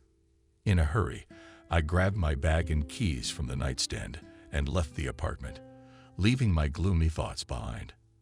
After greeting my colleagues, I went to my office to do the paperwork for the children whose parents would soon be coming to pick them up. For a year, I have been the head of the orphanage, where I started working as a teacher. When I opened the first file, I laughed. It was said that Vaughn would never be taken too naughty, and now I found a mother for Zurianov. Having attached the photo to the sheet, I continued my work. There was a knock at the office, and he came in. John. I was surprised to see my son-in-law on the doorstep. Where's Sliska? He didn't even deign to say hello. Dark-haired man began to ask questions to me. Why do I know whose wife is mine? Deciding not to specify where exactly his wife spent that night, I answered with a question I know that she called you at night. John stepped up to my desk and fixed his angry gaze directly on me. The door behind him swung open, and Charles walked in. The situation had reached a fever pitch, and it was urgent to save the day. But how? I had no idea. Charles, it's okay. I gave the man I loved a calm look so he wouldn't worry about me. Where's Lisa? John asked again, already pounding his fist on the keyboard on the table. She flew off to the side, taking the pile of papers with her. I squirmed, afraid of getting caught in the hot hand of my angry son-in-law, but I pulled myself together and answered firmly. I do not know where your wife. Look elsewhere. Charles quietly approached John from behind, put his heavy palm on his shoulder, squeezing weakly. I beg you not to frighten my beloved with your rash actions. The vein on Charles's forehead stirred, and his hand clutched my son-in-law's jacket more and more tightly. Look for your wife not in Butova. It has come to this. Otherwise, I'll have to intervene. The ardor, you see, immediately cooled down. He raised his head to look at Charles. He was at least 30 centimeters taller than him. Nervously, with a gulp, he turned to me. If she shows up, tell her I regret what I did. Finishing his speech, John gave me another glance. Charles with a displeased look and left my office. I exhaled heavily, falling into my desk chair. My thoughts were immediately filled with Lisa. If John had come to my place, then my sister's parents didn't have her either. Where could she have gone? Panic came over me imperceptibly, but a gentle hand tracing patterns across the back of my palm gave me a drop of calm. Who was it? What had happened? My favorite. Charles kissed my temple and kept his warm, moist lips on my skin for a while to reassure me and let me breathe easy. He knew better than anyone how to bring me to my senses. It's all about support. I need to know that someone is there to support me, whether I'm right or wrong. I just need someone who will lend a shoulder in times of need and not leave me halfway. In the difficult times of my life. Remember Lisa, the one we met at the restaurant? My fiancée nodded approvingly. That's her husband. She showed up at my door last night barefoot, naked, a year after we last met. He kicked her out, promised to take the baby, and this morning there was no sign of her. I thought she'd gone home or gone to her parents' house, but now I'm confused as to where my sister might be, plunged into the most negative outcomes of events lying at the bottom of my heart. The panic was building again. In my chest, she could be anywhere. She has no friends, no more relatives. Anything could have happened to her. And the worst part was that she could bring the trouble on herself. Kathy, don't worry. I'll call my contacts and we'll find her as soon as possible. Charles touched my arm and turned me toward him. I buried my nose in his broad chest and cried quietly. Throughout our relationship, I'd never shown my feelings about my family in front of him. I was always afraid of judgment on his part. Why am I so careless of the people who raised me? And why am I so reluctant to talk about my older sister? So the topic of my family was rarely broached. And if we did talk about her, I told her that everyone close to me was doing well, feeling great. I wasn't lying to her, because Charles was the closest thing to me. After a few minutes, I pulled myself together, and after seeing the man I loved that I was fine, I headed to the principal's office to ask for time off. I frantically dialed my mom's number to ask when the last time she had seen Lisa and to see if she knew what was going on between her favorite daughter and son-in-law. "Mom, hi," I whispered, trying to hide the anxiety in my voice. "Kathy, terrific. Muja." In a voice I immediately realized John brought her nervously out of my eyes, back into my head. I tried to put together the right sentence, so as not to scare my mom even more and not to set my sister up. After all, I had made a promise not to tell my parents about what happened yesterday. "Mom, is Lisa home?" I asked. "Daughter, we can't find her." She turned off her phone. John panicked. "Liam, so Mom wants to see her." Mom tried to hold on, not to cry, but I could feel her motherly heart howling with pain and incomprehension. Where is her daughter now? For a second, I wondered, what about me? Mom had never baked like this, but there was no time for that sentimentality now. So I immediately put all that nonsense out of my head. "Don't worry, Charles will get some people on it and we'll find her," I reassured my mom. The silence in the phone alarmed me. I added, "John came to see me too. I'm very worried too. Thanks for your help, Kathy."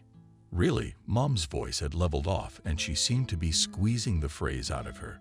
Thanking, as Mom used to say, an ungrateful daughter. Apparently, it's not very easy. I just remained silent and dropped the call. Charles, meanwhile, was waiting for me in my office, at the same time calling his friends and the police. I told him what clothes Lisa had left with and where she might be. "We'll find her," Charles said affirmatively, and offered to drive me home to my parents' house. I didn't feel like driving, and I couldn't really help them at the moment. I decided to think at home about where Lisa could go to escape her husband's tyranny and threw off my heavy winter coat. I went straight to the kitchen. My stomach grumbled, demanding at least some food, because I hadn't eaten or drunk anything since last night except tea, which I'd fallen asleep with. Cut myself a salad. I proceeded to eat, at the same time contemplating my sister's act. She'd run away from life, from cheating, from her parents. But she would never run away from her own child, leaving it in the care of John. The act was justified only because her husband's tyranny had driven her to a nervous breakdown. Yesterday, she had acted distant, as if pondering what could save her from all that was happening. A memory flashed through her mind. "Daddy, I love him, don't I?" shouted Lisa, hiding behind my skinny back, standing right between the two lights of the disco with the bandit. Some people call it love. My father took a swing at my sister, so we both reflexively pressed against each other. "You're not even 18 yet, and you're already here and loving me, you say?" Lisa, embittered, glared at Dad, turned around and left the apartment, slamming the door. I, grabbing my jacket off the rack, rushed after her. The pouring rain prevented me from seeing her silhouette in the darkness. I stumbled but kept running, hoping to stop my sister. I couldn't let her walk around alone at night in this cold, rainy weather. Lisa shrieked as I entered an abandoned, dilapidated building not far from our house. Echoes echoed throughout the room. Already soggy yellow leaves lay on the floor. The bricks impeded forward movement, and the hum of the birds scared the hell out of me. Walking a little farther, I noticed a shadow sitting on the windowsill, resting its nose in my lap. Lisa shouted again to get her older sister's attention. "It's cold here. Let's go home." The girl raised her head silently, and I came closer and threw the jacket I had taken over her shoulders. We sat in the dark, and only the light of a street lamp in the next street gave us some illumination. The silence was soothing, thoughts felt. The fresh, cold air gave us a chance to breathe. My sister quietly rested her head on my shoulder and sobbed. "Don't tell anyone about this place." I, fleeing here from the pain, whispered to Lisa and continued to stare into the darkness. I immediately jumped up from the table and started rushing around the kitchen. Is she really there in the winter? I asked myself. My sister hid there from pain, from family, from judgment. And most likely, she remembered this place at such a difficult moment for her. Grabbing my phone, I immediately called Charles and asked him to take me to the place, making him promise not to tell anyone about it. Even after 13 years, I wished I could keep that little big sister secret. We drove at breakneck speed, outrunning the cars ahead of us. Charles pressed the gas to the floor, recognizing that we might find my Lisa. "You asked confidently." Charles took my hand and gave me a warm look. I nodded and squeezed his fingers in my palm. As I drove up to the ruined building, my heart sank. I was afraid to see the worst possible outcome there. Afraid that my sister might have done something irreversible. "I'll do it myself," I told Charles, stopping him just before the entrance. Walking down the familiar path, I froze, hoping for the best. Turning in the right direction, I exhaled with ease. Lisa was sitting on the very windowsill by the cats in the plate she had apparently taken from my house. I walked quietly over to her so as not to startle her with my presence, sat down next to her, and gave her a sisterly hug around the shoulders. She knew I was coming. She felt it, so she wasn't the least bit afraid. "For so many years I humiliated you, always telling you that you wouldn't be happy because of your soft nature. Mocked you." Her tear-red eyes rose guiltily at me. "But only you came for me. Me, your sister Lisa." The veil slowly made my pupils. "I will always be there for you, even when you can't see it." She clutched her frost-dried hands into my coat and cried quietly. It wasn't as hysterical as yesterday, but it too was full of pain and fear. I ran my hand through her blonde hair, pulling her close to me. Pearls of tears dripped from my eyes, coating the plate with wet spots. My sister didn't push away, only harder. The two strong-spirited women outside, showing their hatred for each other, sat and cried together, helping to heal, to shake the drops off their cheeks. I turned to my sister. "Come, I'll take you to my place. You get back to normal, and we'll go through with the divorce and pick up Liam. Thanks for your help. I've really missed you all these years," thankfully giving me a smile. Lisa rose from the cold surface. We headed to the car, where an excited Charles was obediently waiting for me. Seeing me and my sister, who was in a not-so-good state, he nodded understandingly and silently opened the door for my sister. We drove in silence, listening to the radio at minimum volume. so as not to disturb the already sleeping Lisa in the back seat. I turned occasionally and looked at my sister warmly. No matter how much we fight or what we say to each other, we are sisters and our bond is unbreakable, even through a dozen years from driving us and going home rest. Did you do a lot to help me find her too? I whispered, so as not to wake Lisa. You're welcome. She's part of my future family after all. Charles smiled and kissed the back of my palm. I blushed angrily and gave him a look full of love and gratitude for everything he'd done for me. We walked into the house with Lisa, and she immediately went to rest. She wanted to go see her son, but I assured her that he was fine. After texting my mom that Lisa was fine and she was with me, I decided to rest too. I ran a bath, prepared a glass of white wine that was left over from my birthday party. I turned on a movie and started to enjoy the atmosphere. I was finally able to fully relax and feel light for the last 2 days. The water was dyed a soft pink color from the bath bomb I had used. The lather enveloped my feet, and I enjoyed watching the action of the movie. Again, that annoying ringing of the phone broke the idyll I was in. Christina popped up on the screen as the director called. Immediately, bad thoughts arise in my head. Wiping my hands on a towel, I answered the call. Kathy, we have an emergency. The excited voice of the headmistress scared me terribly. What's happened? Vahan is in the hospital, in intensive care. His psychologist-to-be mother is here, away on family business. There's a whole mess going on. The tone was getting louder. In the background could be heard a woman's terrified scream and voices trying to calm her down. I'll be there soon, I replied and ran to pack in a hurry.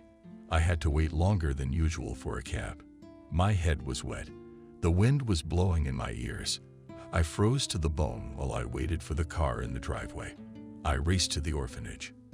Without even taking off my outerwear, I ran to Christina's office. Tell me, what hospital is he in?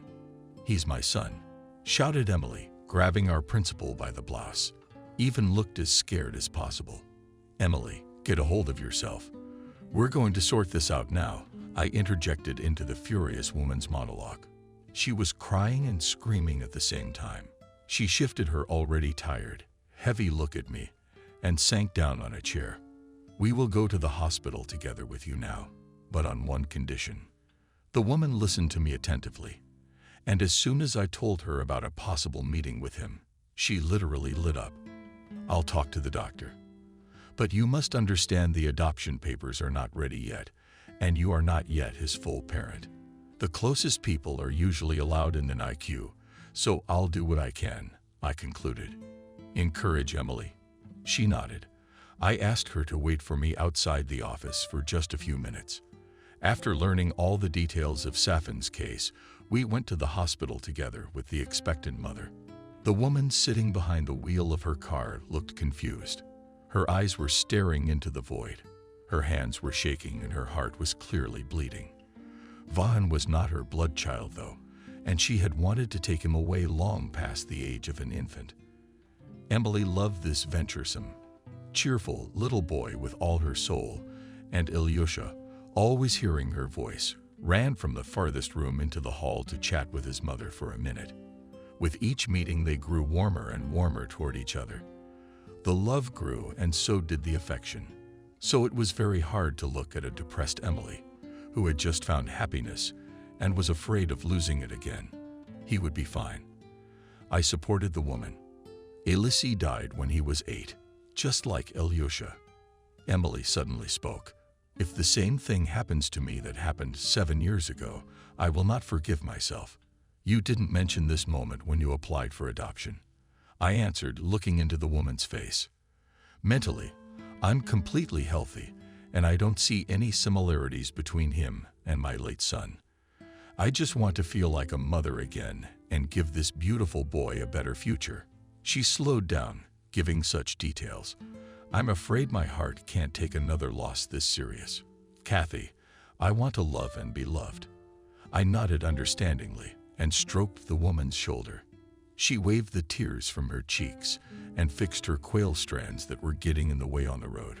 When we reached the hospital, We went straight to the medic who had left in the ambulance with Safina. "Sophia, how is he?" I asked, addressing a young girl sitting near the entrance to the intensive care unit. The doctor said he would only talk to higher-ups. He didn't tell me anything. Sophia lowered her head guiltily, occasionally sobbing.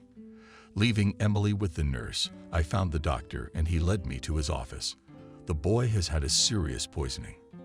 He's fine now, but if he suddenly worsens, I'll have to go to the police. The doctor concluded. "Where in your facility could a child find alcohol?" "What? What are you talking about?" My eyes widened in surprise. He had over half a liter of hard liquor in his system. The child drank it in one gulp. What caused the poisoning? "For his age, it's almost a lethal dose," the doctor replied, looking at me unhappily. "And I heard you. We will deal with this situation. The boy is not easy, always found adventure. What could possibly go into his head?" I answered confidently, hiding my shaking hands under the table. "His foster mom can see him. His adoption papers are being processed. I can't present them right now. But if he meets with his mom, he'll obviously feel better. He shouldn't be nervous or moving for more than 3 minutes. He's conscious, but he's in serious condition. For his age, a nurse will see you out. Tell me, did Filatov authorize it?" Disgruntled doctor threw and again ducked into a pile of papers on his desk, and I thanked him and hurried to rejoice Emily. Soon the woman was escorted to the boy, and I stayed behind to wait for her. Remembering the wonderful 15 minutes of quiet time I'd had in the bathroom brought a warmth to me. I too was worried about Alyosha, and the woman's life situation touched me too. But I wondered if anyone was wondering what was going on inside me and worrying about something joyful for me. Emily came out of the room and came straight to me. "Kathy, thank you so much for your help. If it wasn't for you, I would be torturing myself with scary and frightening thoughts. But I am now 100% sure that my baby will live." Without a moment's hesitation, the woman took me into her arms. I reciprocated and wished her son a speedy recovery. Sophia, having finally learned about the baby's condition, went home, and Emily decided to drive her. "I hope I get credit for this," she chuckled to herself. I headed outside, putting my hand in my pocket. I frowned, fumbling for a piece of paper. Unfolding the piece of paper, I smiled. It was the address of the very nice grandma from the trolley bus. Looking at my watch, I decided to visit her and thus free my thoughts from the negativity that had accumulated over the past few days. I knocked meekly on the door, waiting for my landlady. The door was opened by a stately man, probably a little older than Camille. He looked at me perplexed and later asked, "Who don't believe in God? We're not buying vacuum cleaners." "Excuse me, I'm here to see Camille." An old lady looked out of the man and immediately broke into a smile. She owed me a mug of tea. "Kathy, you made it," exclaimed the woman from the food man aside, thereby throwing him out of his stupor. She gave me a motherly hug and motioned for me to come in. "This is Kathy. Remember I told you I rode in the trolley. She was the one who protected me," Camille said proudly, helping me take off my coat. Grandpa hesitated at first, but later he smiled too and extended his hand to introduce me. "I'm Kevin." The nice man led me into the kitchen and put the kettle on. Camille, on the other hand, started to take out cookies, nuts, and jam. I felt at ease and chatted happily with Kevin while his wife set the table. "So you're an educator too?" The man spoke excitedly as soon as he learned that I had studied at a teacher training university. "My Camille is also a teacher. She used to teach Russian. Really, it was my favorite subject in school," I exclaimed, eating the pie Camille had given me. We chatted nonstop, discussing every possible topic. The old woman was pouring and already on his third mug, and our conversations did not end. "Do you already have children?" the woman asked, looking at me without any shyness. I waved my head negatively. "We have only a son, and that too from an orphanage, but ours." There was an awkward silence in the air. I decided to lighten the mood. "Mom didn't give birth like that." but brought him up like that. I took the woman's hand and stroked the back of it with my other hand. She smiled. We didn't bring up the subject of children again, but there was still a little tension. Seeing through the window that it was already dark outside, I decided I should head home. Lisa had probably come to her senses by now, and Charles was ripping off my phone because I had set it to silent in mode. Thank you, Kevin and Camille. You helped me out. I feel better after sitting with you guys. I hugged those nice people and headed for the bus stop. After dialing Charles' number, I waited for an answer. I've called you 15 times, Kathy 15. Charles' voice was rather gruff, but excited at the same time. I put the phone on silent. A kid was hospitalized at work. I replied guiltily. I'm sorry. Charles stammered a cough and answered I didn't realize that something serious had happened. I was really worried. I understand. I think about you a lot. A ridiculous silence formed after these words. I miss you. I love you too. His velvet voice made me smile. I love you and hope to see you soon. I love you, I replied and reluctantly hung up the phone. As I got on the trolleybus, I fell asleep instantly, forgetting all my problems. When I woke up 2 stops before my stop, I put on my hood and waited for the transportation to slow down. The house smelled like childhood. Taking off my coat, I walked into the kitchen and found my sister in there, diligently chopping vegetables while dancing to the music on the speaker. You're back. Where have you been? Did you leave the bathtub with water? Lisa asked. A smile was visible on her face. The beauty had gone from her eyes, and she looked quite awake. It smells. Here are the horns, I said, walking to the table. I had things to do. Didn't get into it at work. I see you're feeling better. I made up with my favorite sister. Soon, getting rid of the tyrant husband. What could be better, my dear? Laughing, Lisa replied, putting the ingredients for the salad into a bowl. Thought I'd treat myself to your favorite food. Saw cottage cheese in the fridge, so I made some rusks. Are you happy? I nodded without further ado and pulled my arms around the girl. For a tight hug, she came over, and we were reunited. Just like when we were kids, to old songs and the smell of cotton candy wafting through the apartment. We lost track of time, chatted nonstop, remembering the past and telling the present. In my sister's eyes burned the very fire that John had once extinguished in them. I left the waddles, drinking my tea, and listened intently to my sister. She was excitedly telling me how her son was growing up, how he resembled me as a child, how she missed me in the difficult moments of her life, despite her attitude toward me in the past. I was glad that this particular person had come back into my life somewhere in the back of my mind. My inner child cried tears of joy that at 28 years old, he had found a big sister. Lisa looked back at my facial features with admiration, occasionally touching my hair. She saw herself in me. And though we weren't alike in personality, we were insanely similar in appearance. Dark as coal, hair as thick as coal, beautiful eyebrows and brown eyes like the core of a planet that you wanted to drown in. We achieved each other's love, which we were very happy about. Now at 2 o'clock in the kitchen, drinking tea together, I woke up to movement next to me. Lisa turning in different directions, almost pushing me out of bed. I lost my eyes and stared at the clock 7:30 in the morning.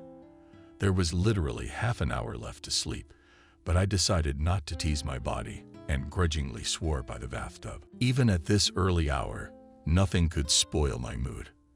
I took a shower, did the necessary facials, and decided to curl my thick black hair.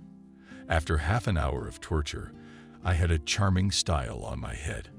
I could wear it to a wedding. I heard behind me. A sleepy Lisa was smiling in the doorway, looking at me. Oh, come on. I laughed, applying balm to my lips. I have to be irresistible at a wedding. I always do. My sister gently ran her hand over my back and went to take a shower. After packing, I went to work while sending a good morning message to my favorite man. Yesterday, I felt ashamed for forgetting about him and making him worry in hopes that today would pass without incident. I was thinking about having a romantic dinner with Charles this evening. Walking into work, I received tons of compliments on my hair filled with color. I headed to my office. There was the most unexpected surprise waiting for me that I never imagined. "Noah, what are you doing here?" I asked in surprise, staying close to the door. "It's good to see you too, Kathy." The man smiled wryly and walked over to me. "I'm not. Why did you come here?" Shaking hands betrayed my indignation at that. I took a step back. My first, but also my hardest love, the one I'd spent years trying to forget, was sitting in my office, sprawled on a chair in a masterly manner. It's been 7 years since we last met, and on that fateful day I hoped I'd never see his smug face again. But fate thought otherwise. Don't be afraid. I came not to Kathy, who was head over heels in love with me, but to the head of Kathy's orphanage. His grin never left his lips even now. For as long as I could remember, he'd always been such a narcissistic, arrogant kid. But I guess he'd gotten a hold of me in my 20s, and our breakup was torture for me. "What you need?" I took off my coat and snapped at him. "You haven't changed a bit. You're still beautiful, slender, bold." Noah gave me an animalistic look and smiled. Noticing my glare, he continued, "My wife has a soft spot for kids without families. I'd like to sponsor your institution. 3rd floor, 2nd door on the left. You want to see the director?" Through my teeth I sneered, trying to distract myself, and looked at the personal files on my desk. "And they said that sponsors are handled by you, especially Vance." Hearing the last name of my favorite person out of his mouth, my fists clenched involuntarily. I jumped up from my seat and pointed my finger at the door. "I'm sorry, I didn't mean to. My thoughts are all jumbled up. I don't know what I'm saying." Bracker hesitated, throwing me into a stupor. I've never seen him so lost. A moment ago, his sneers and chuckles filled the office, but now his confidence was gone. "My wife is dying," the man blurted out. He touched every object on my desk to keep his hands busy. "What are you talking about?" Sitting back down, I asked. "You're supposed to know what true love is, right?" He asked sharply, raising his guilty eyes to me. I nodded. "I met her 3 years ago. She's young, confident, and her eyes are like an ocean you want to drown in." He spoke of his wife with admiration, as if she were something impossible, beyond the reach of ordinary people. 2 months ago, we found out she had cancer. Terminal brain cancer. His gray eyes filled with tears. Nerves made him drop the magnet he'd grabbed from my pencil case. She had dreamed of children, but now she asked me to give all her savings to orphanages, so I did. Now she wants me to sponsor at least one orphanage in her memory. I covered my eyes, trying not to feel the pain. What is Noah feeling right now? I didn't know what it was like to know that your love could leave you at any second. But now, looking at someone whose eyes are already tired of crying, whose hands are already down, I can see how hard it is. I want her name to hang on your wall of honor for the rest of her days, to be immortalized here. It embedded itself in my heart as well. An innocent tear fell from my eyes as I listened to Noah's story about his wife. I forgot about the pain this man had caused me. I pulled myself together and was willing to help him with the paperwork for the long-term sponsorship to make this all go faster. I will do my best to get it all set up. Go to the director and submit the paperwork as soon as possible. And leave me a picture and your wife's information. All funds coming from you will be recorded in her name, I concluded. I hope for the best. Noah, thank you so much for your help, Kathy. He looked at me so warmly and tenderly that I wanted to support him. I walked over to my former lover and hugged him. Hang in there, I said and looked at the man. At that moment, I realized that life could turn 360 degrees in a split second, with no way to turn back. Noah looked as if he were dead. When he talked about his beloved, even men like him can love so much that they would do anything for someone whose heart beats only for him. I immediately texted Charles about how much I loved him and was afraid of losing him. People need to know that they are loved. They need to feel it because there is no telling what will happen tomorrow. Charles immediately called me to ask what had happened. I briefly explained the situation, and he invited me to dinner that evening. Inspired by tonight's date, I continued to work. By the end of the day, I was mentally looking forward to meeting my lover. I wanted to finally embrace him, breathe in his wonderful scent, and talk to him. There was a knock at the door. Charles came in with a huge bouquet of chrysanthemums, which I love so much. "Oh my God, they're beautiful," I exclaimed, accepting the gift. "Not as pretty as you, but still." Charles smiled and kissed my cheek. I flushed and, laying the flowers on the table, threw myself into the arms of the man I loved. His scent of pine and wood drove me crazy whenever I was near him. "I missed you so much," my fiancé said quietly, pulling me close to him. "Let's go, we're late." And I, smiling with all my 32 teeth, threw on my coat and hurried happily after Charles. Once at the restaurant where Charles had reserved a table for us, I relaxed, ordering a bottle of wine and a variety of entrees. We proceeded to dinner, talking about everything in the world. He was a suave, gentle, confident man. I felt safe with him. When we are together in an informal setting, I always feel sleepy, which means I have the right person with me. Charles is the one who will follow me wherever I go, support me whenever I go, and help me wherever I go. Our love grows stronger every day, even when we don't see each other. I feel it subconsciously. Charles raised his blue eyes to me, and I froze. "I proposed to you so long ago. Maybe it's time to get serious," Charles asked. Why did I hesitate? "What are you talking about?" I asked back. "Tomorrow's a day off. I'm going to my parents. Maybe you can visit them with me." Charles looked in my eyes for agreement, but all he saw was wine. "I'm sorry, I'd love to." "Really?" I was silent. He was still waiting for me to continue. "I want to deal with my sister and brother-in-law, do the paperwork, and wait for Vaughn to be discharged. I feel responsible for all of this. I want to go to your family with a pure heart.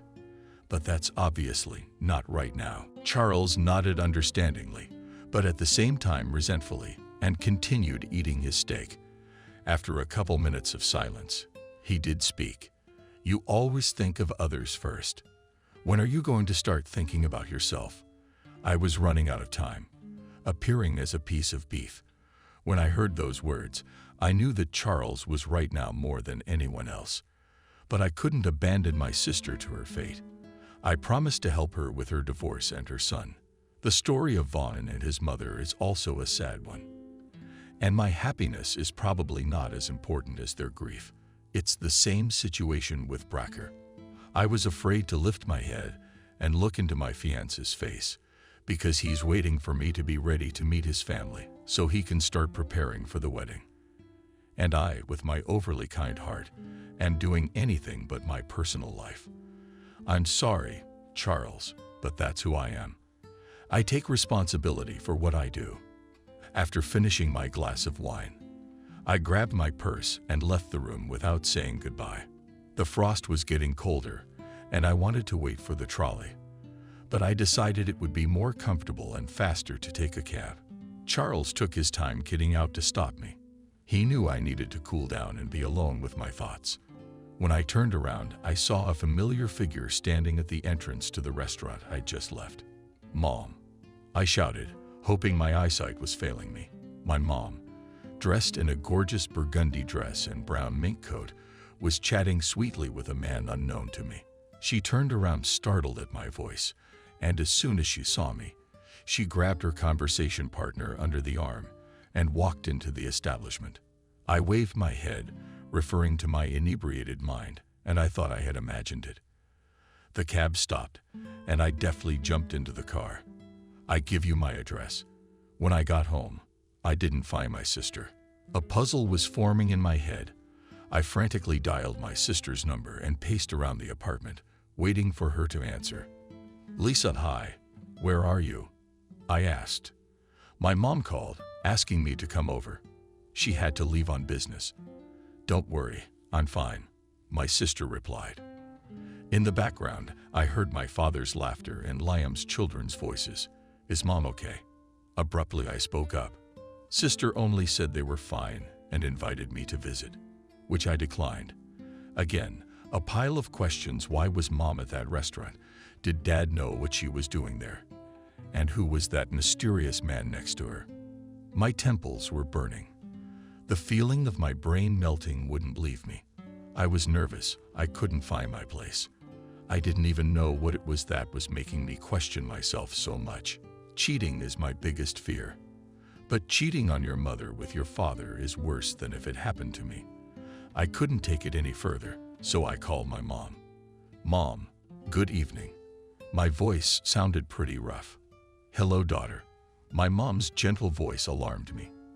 The last time she had called me daughter was over 15 years ago, not counting the latest situation involving Lisa's disappearance. Where are you now? Can we meet? I decided to ask the question right up front. I can come to your place after the big meeting. My mom threw me the text address and immediately disconnected. I looked at the faded screen and waved my head. No way, I said to myself.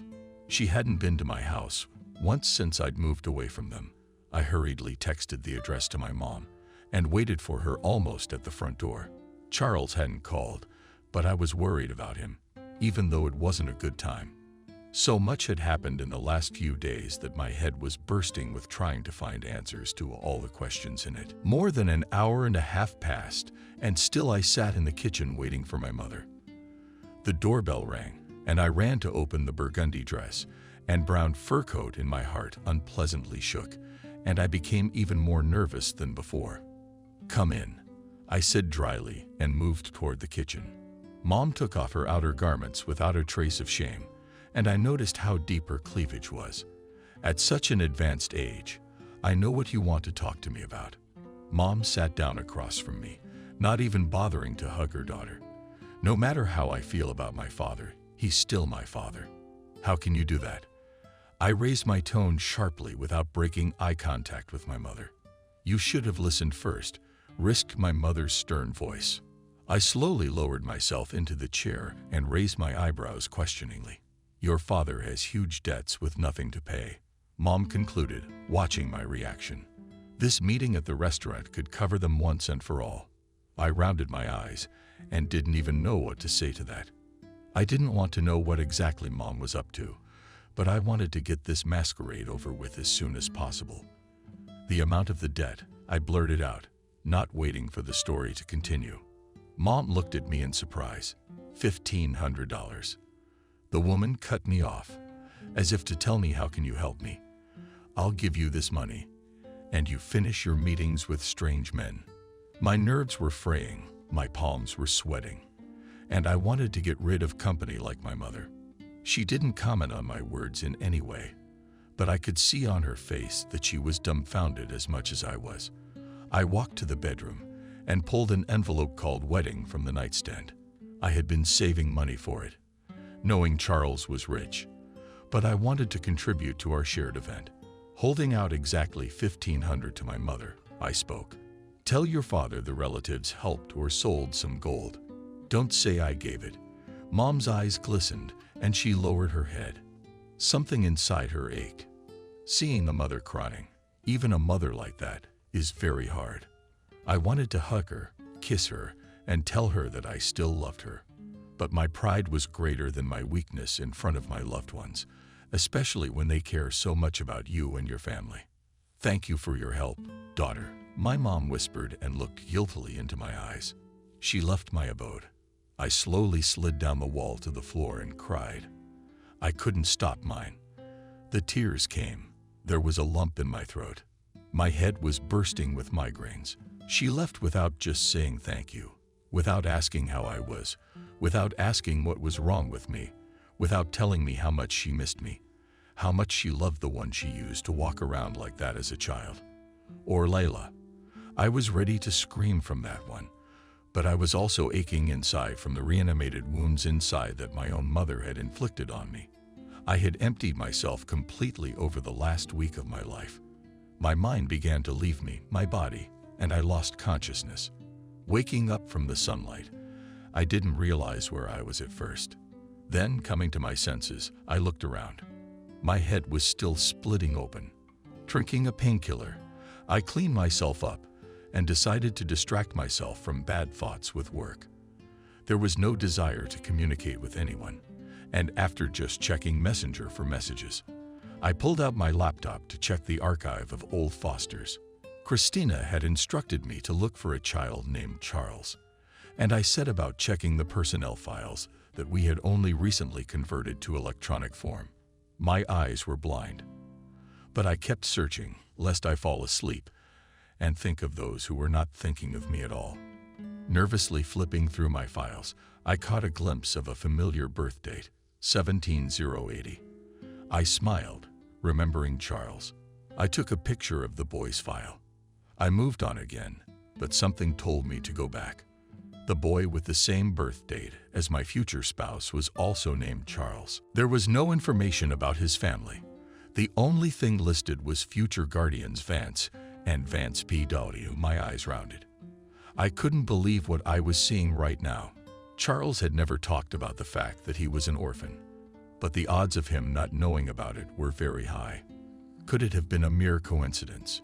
Yes, but my gut told me it wasn't. I didn't know what I would do if I withheld such information from my loved one. It would be a lie, which I hate so much. But on the other hand, only parents should be told about such things. My principles won out, and I quickly called Charles, asking him to come to me right away. He didn't even ask any questions, said he was on his way, and hung up. I hastily prepared a light lunch to feed Charles, and then I frantically waited for him. The last few hours of waiting have been torture for me. Another bout of severe headaches knocked me out. There was a knock at the door, and later Charles came in, asking why the door was unlocked. Apparently, in my condition yesterday, I had forgotten to lock it after my mom came in. Charles, I'm sorry for leaving last night. I wasn't myself. I had so much on my mind, I said, but Charles held me close, kissing me gently on the top of my head. I'm ready to love you any way you want, impulsive, angry, funny, sad, kind, responsible, working. Charles whispered quietly, I will hold our love for both of us. When will it be hard for you? I guiltily raised my eyes to the man and asked him to sit down. He obeyed and sat down on the bed. You look worried. Did something happen again? My lover asked, looking around the room, which was in chaos. I slowly turned the laptop screen toward him and asked him to read the data, warning him not to take it personally right away. What did Charles ask after reading the personnel file of one Charles? Who is this? And why my parents' records? Charles, I could be wrong, but the date of birth and the family of the guardians, I blurted out, feeling the tension in the air in one breath. It could be someone else, but I couldn't keep a find like that from you. I sat next to him and wrapped my skinny arms around his broad back. He kissed the back of my palms, without taking his eyes off the monitor. Through several layers of clothing, I felt his body throbbing with heat, his skin covered in a thin layer of goosebumps. I wanted to take all the excitement and worry away, so he wouldn't feel what he was feeling at the moment. In an instant, he pulled out his phone, took a picture of his personal file, and jumped up abruptly from the bed. I'll come see you as soon as I meet my family. I love you. Charles gritted his teeth and walked out of the apartment, slamming the door. I panicked and subconsciously blamed myself for my lover's condition. There was no telling how this situation would turn out. Living for over 30 years, considering people as your parents, and then suddenly finding out that you were taken from an orphanage. Once again, one of the hardest days of my life has come. What else did fate have in store for me? My hands itched to call Charles and tell him it was a mistake, that it couldn't be. But he was already rushing to his family to find out the truth. The unknown is the most frightening of all. So I sat on pins and needles until 2 o'clock, waiting for news from Vance. The door opened and Charles walked in. Every lost person in the world. My cheeks burned with frost. Looking down, I noticed the wound on his arm was bleeding as well. What happened? I ran up to my lover and grabbed his wrist sharply. The blood was dripping and the wound looked bleak. Charles didn't say anything, just sat on the bed and breathed heavily. I fetched the first aid kit and began to treat the cut. It was pointless to ask Vance anything right now. He was as if in a trance, trying to understand himself, to answer the worrying questions in his head. I was close by and morally tried to give support to the one who always helped me in difficult moments. At one point, Charles turned to me and whispered softly, "Is it true?" I couldn't find the right words to answer, so I just hugged him tightly so that he could feel how much I cared about him. He nuzzled his nose into my neck, sobbing occasionally. At that age, it's hard to realize what your family has kept from you for years. Maybe if it wasn't for me, it would never have come out, and it made me feel guilty. "I'm sorry," I whispered. Charles looked at me in surprise, saying, "What does this have to do with you?" But I was the one who found the file and told you. "It's not your fault, Kathy." Would they ever tell, or would I ever find out for myself? Lies always come to light, concluded my future husband, and waved a sail in the lease on his cheek. He'd always been strong, never showing emotion. But now he is in front of me so defenseless, needing a hug and someone to listen and give advice. Are they your family? Anyway, I said, hoping that he would forgive his parents and move on with his life. It will be hard for me at first, but I have forgiven them. They raised me, brought me up to be a good person, and never gave me a reason to doubt their love. My lover's eyes lit up. Apparently, pleasant childhood memories of my mother and father surfaced in his mind.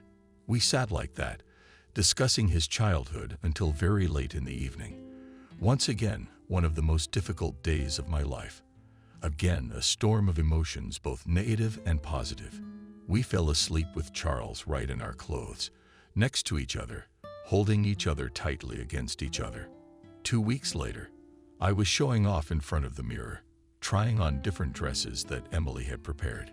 She was a good designer, and as a thank you for helping me with it at the hospital, she offered a choice of dresses I could borrow from her. "Mom, it's dark blue. It fits perfectly." I turned 360 degrees so everyone could see what this gorgeous dress looked like. I'm wearing it. Mom looked at me warmly and nodded in approval. Once a lawyer, I knew helped Lisa divorce John and Sue Liam. Relations in our family improved. Mom started calling me for evening tea parties. We grew closer, and our hatred between us slowly faded. I've probably forgiven her for treating me that way. I grew up, realized my mistakes, and my mother realized hers.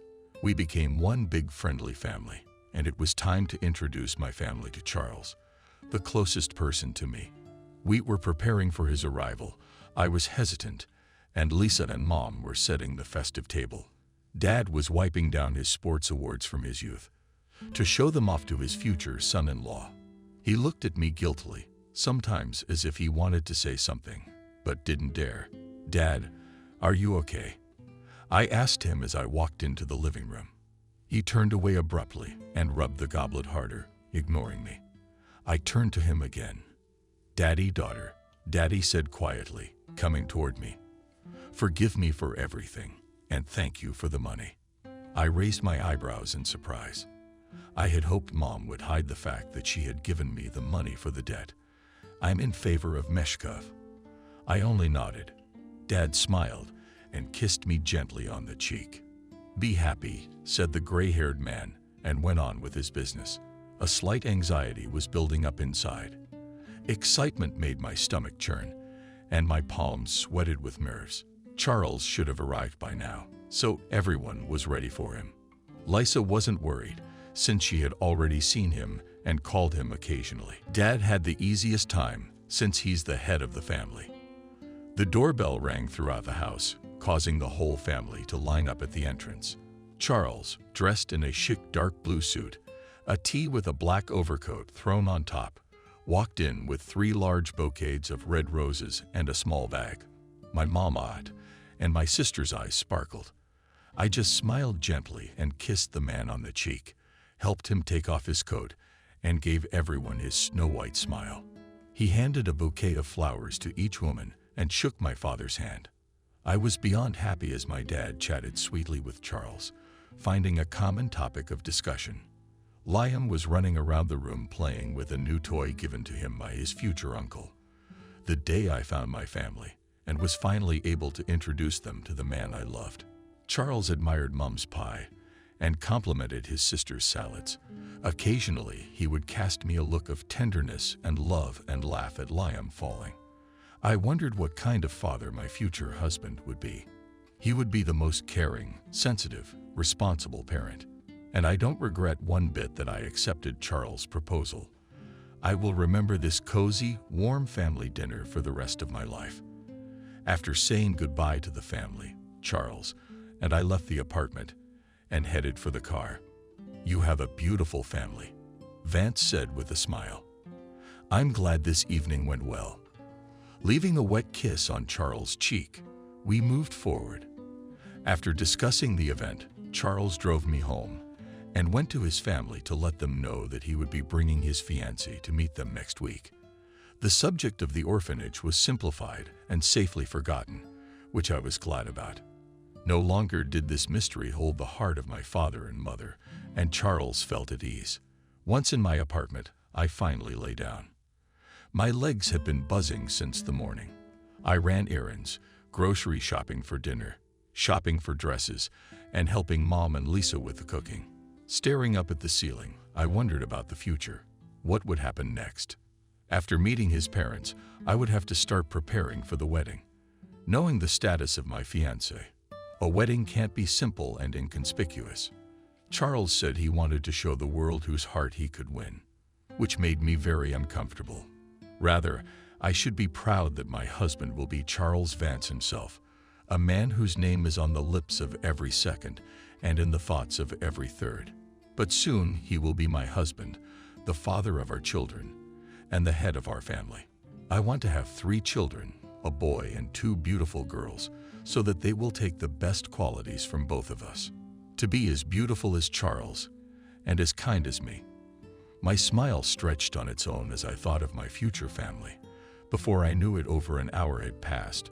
I had showered and lay in a clean, fresh bed, happily closing my eyes in anticipation of tomorrow.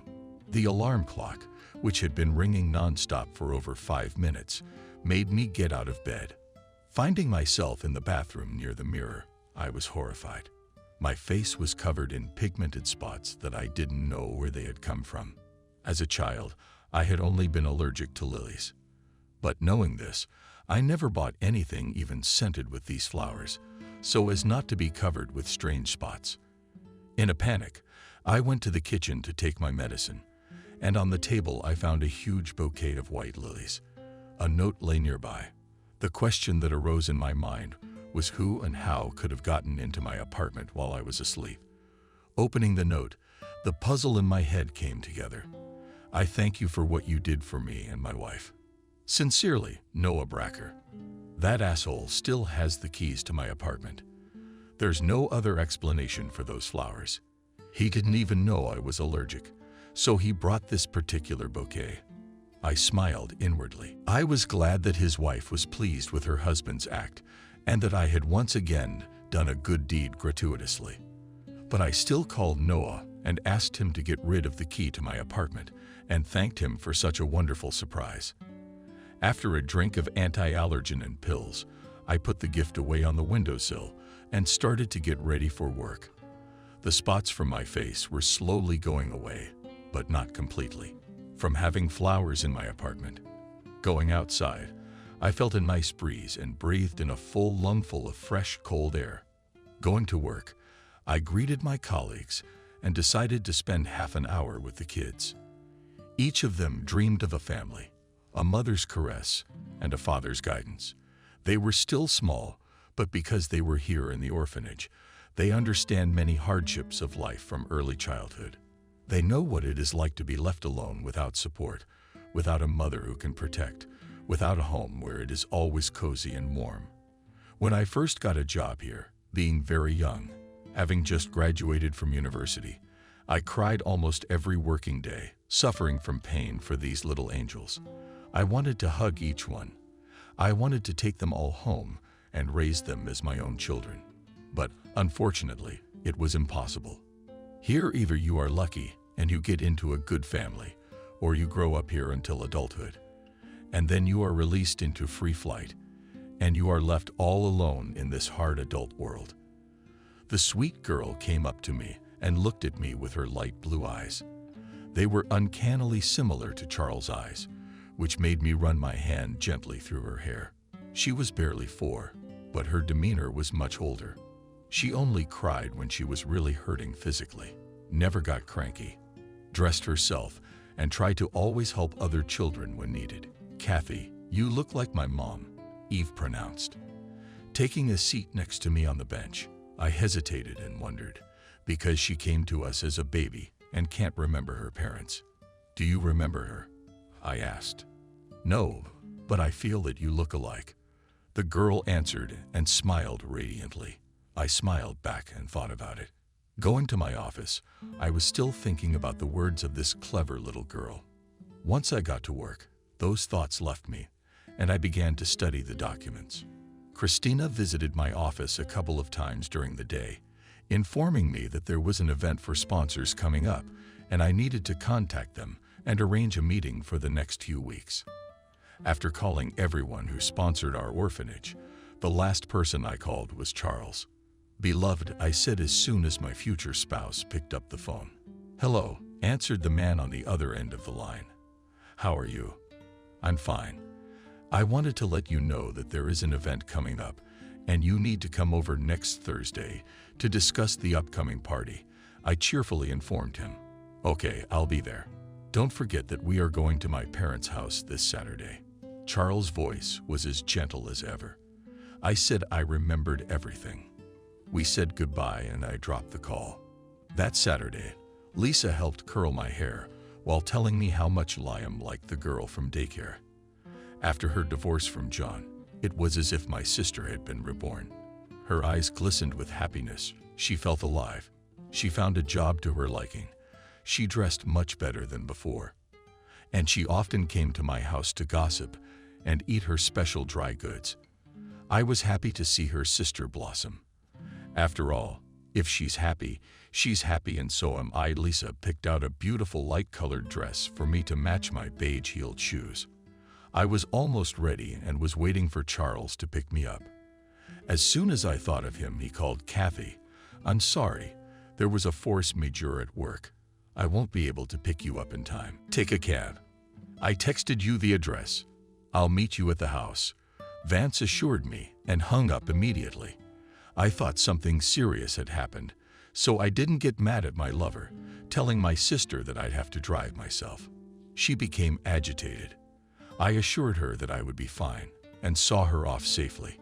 Once I was home alone, I began to panic because meeting his parents had been planned for so long, and I was only doing it now. Thoughts of my mother-in-law not liking me filled my head. Especially after the incident with Charles' papers from the orphanage, her attitude toward me had worsened. That's what I thought. Putting on my coat and shawl, I was about to go out to catch a cab. But looking at the time, I realized that I would get there much earlier than Charles. So I decided to take the trolleybus to pass the time and think about my future meeting. I grabbed a bouquet of paper-wrapped flowers and left the apartment. Outside, it was slowly starting to warm up with the arrival of spring, but the snow was still lying, and the evening frost burned my cheeks. When I reached the bus stop, I saw a familiar face. Camille asked me in surprise. The woman turned around and reached out to me with a hug. I hugged the old woman gently, and we started talking. We also got on the trolleybus together and chatted the whole way, occasionally glancing out the window so we wouldn't miss our stop. "I'll get off here. I need to buy a cake for tea at the bakery. See you later, daughter," said Camille, and went to the conductor to pay the fare. Just a couple of minutes later, the voice of the trolleybus worker sounded disgruntled. She was aggressively trying to explain something to an old lady I knew. Not thinking long, I approached them and stood between Camille and the conductor. "Is there a problem?" I asked, looking at the woman in uniform. The grandmother doesn't have her pension card with her. Does she want a cheaper fare? The conductor blurted out. She gives me and the woman an angry look. Can't you tell she's a pensioner? I said to defend Camille's point of view. The conductor's eyes widened, and she was ready to get into a verbal altercation with me. But Camille took my hand and shook her head, telling me to stop. I pay full price, holding out a $10 bill. Worker, I turned around and walked the old woman to the exit. The woman nodded gratefully and didn't say anything. I sat down in my seat and sighed heavily. The conductor didn't look away from me for the rest of the ride. Anger became a residue in my mind over the situation, and I fidgeted all the way until it was my turn to get off. I saw a familiar neighborhood as soon as I stepped onto the street. Camille and Kevin lived nearby. I walked slowly to the house Charles had texted me and waited dutifully in the driveway. After 5 minutes of waiting, Charles's big SUV was visible at the beginning of the yard. He got out of the car and kissed me gently on the cheek, apologizing for not being able to pick me up. "You're insanely beautiful," Charles concluded and opened the door for me to go in first. The walls of the house looked familiar, but I didn't let it show. When we got to the 4th floor, I stared at the bell, which had a little bear painted on it, just like Camille's. I tensed up. A memory flashed through my mind, but I tried not to think about it. It couldn't be what I was remembering now. Charles pressed the bell, and slow footsteps sounded outside the door. I was startled to see 2 happy yet surprised familiar faces. Kevin, I glanced questioningly at the man, and then shifted my gaze to the woman behind him. Camille, I immediately remembered this sweet elderly couple telling me that they had adopted a son from the orphanage. On the trolleybus today, Camille was telling me that her future daughter-in-law was coming to meet her tonight. I didn't pay any attention to that at all, even when I saw the house. I thought that Charles's parents and my elderly acquaintances lived in the same house, but I didn't even realize it was them. "Kathy, did you decide to come in for tea?" the old lady asked uncomprehendingly. Mecca with eyes from me to Charles. "Son, where is the daughter-in-law?" Charles was the most stunned of all. He couldn't understand how we could know each other and why he didn't know about it. He was silent for a split second, opening his mouth in a coughing fit. At 6, he looked at his mom. "Mom, this is my fiancée, Kathy Vysotsky. Have you two met?" inquired my future fiancée, who was still surprised. "Charles, I'll explain everything to you now," I said, standing on the threshold. Camille hesitated and later led us into the house and seated us at the table. All this time, we were in awkward silence. I'm waiting. It's a fascinating story of when and how my family managed to meet my future wife without my knowledge, Charles said, and fixed his gaze on his mother. She hesitated, but as soon as she wanted to speak, I gave her a warm look and began the story myself. I had helped this nice woman on the trolley a couple weeks ago. She invited me to tea. A week later, I met Kevin. I concluded, they are insanely kind and nice people. Charles, I'm glad I'm in such a good family. We were afraid you'd end up with some backwoods girl. How lucky we are to have Kathy. The older man exclaimed, but immediately calmed down at the serious look of his wife. It must be fate, Charles said, and gave us his snow-white smile. We all laughed together at the situation that had happened to us and started dinner. Charles' parents warmly told him about me, how nice we chatted over a couple of mugs of tea, and then began to talk about my future husband's childhood. We did not do without albums with old photos, which made Charles blush at times. We had a wonderful time. Charles' mom said in confidence that if another girl had come, she would not have been able to love her. We laughed with her and continued setting the table for tea. When it got dark outside, Charles and I decided to go home. Camille thanked me for the bouquet I had given her and kissed me on the cheek as we were leaving. "I am very happy to meet you already as my future mother-in-law and father-in-law," I said, hugging Kevin. "You are our daughter now." "We are very happy too," concluded Camille. We said our goodbyes and left the prince's family to their elders. It was the most unexpected meeting that could have happened to me. In my heart, I was insanely happy that Charles' parents had turned out to be such iridescent, sweet, and kind people. Now I had no doubt that Charles was my destiny. 6 months later, my palms were sweating, I folded nervously, and a lump formed in my throat from my morning awakening. There were people walking around the militia, but I was completely oblivious to them. Right now, my thoughts were filled with nothing but Charles. I pictured him in a black tuxedo, standing at the altar with his hand outstretched. Lisa was running toward me with a bouquet of flowers. Mom was trying to put a veil in my hair, and I was sitting on the edge of the bed with no sign of life. "Sisters, what's the matter with you?" my sister asked, looking into my sad face. "I'm scared," I replied. "There are so many people there that I think I will faint as soon as I step outside this room. We're right here. Your father will walk you down the aisle. Your family is with you," Lisa concluded, stroking my hands with her warm palms. I smiled lightly and hid from my mom poking me with one of her stilettos. I was insanely grateful to my family for their support. If it wasn't for them, I wouldn't have been able to survive the wedding jitters. Through all the hard times in our lives, we reunited and became one big, strong family again. As I put on my wedding dress and stood on my heels, I felt a burning sensation in my lower abdomen. My shaking hands, which could not hold the bouquet of the bride, gave away my excitement. Taking a deep breath, I pulled myself together and walked out into the main hallway where my father was already waiting for me. "You're beautiful," Dad said admiringly, putting up his hand for me to take hold of.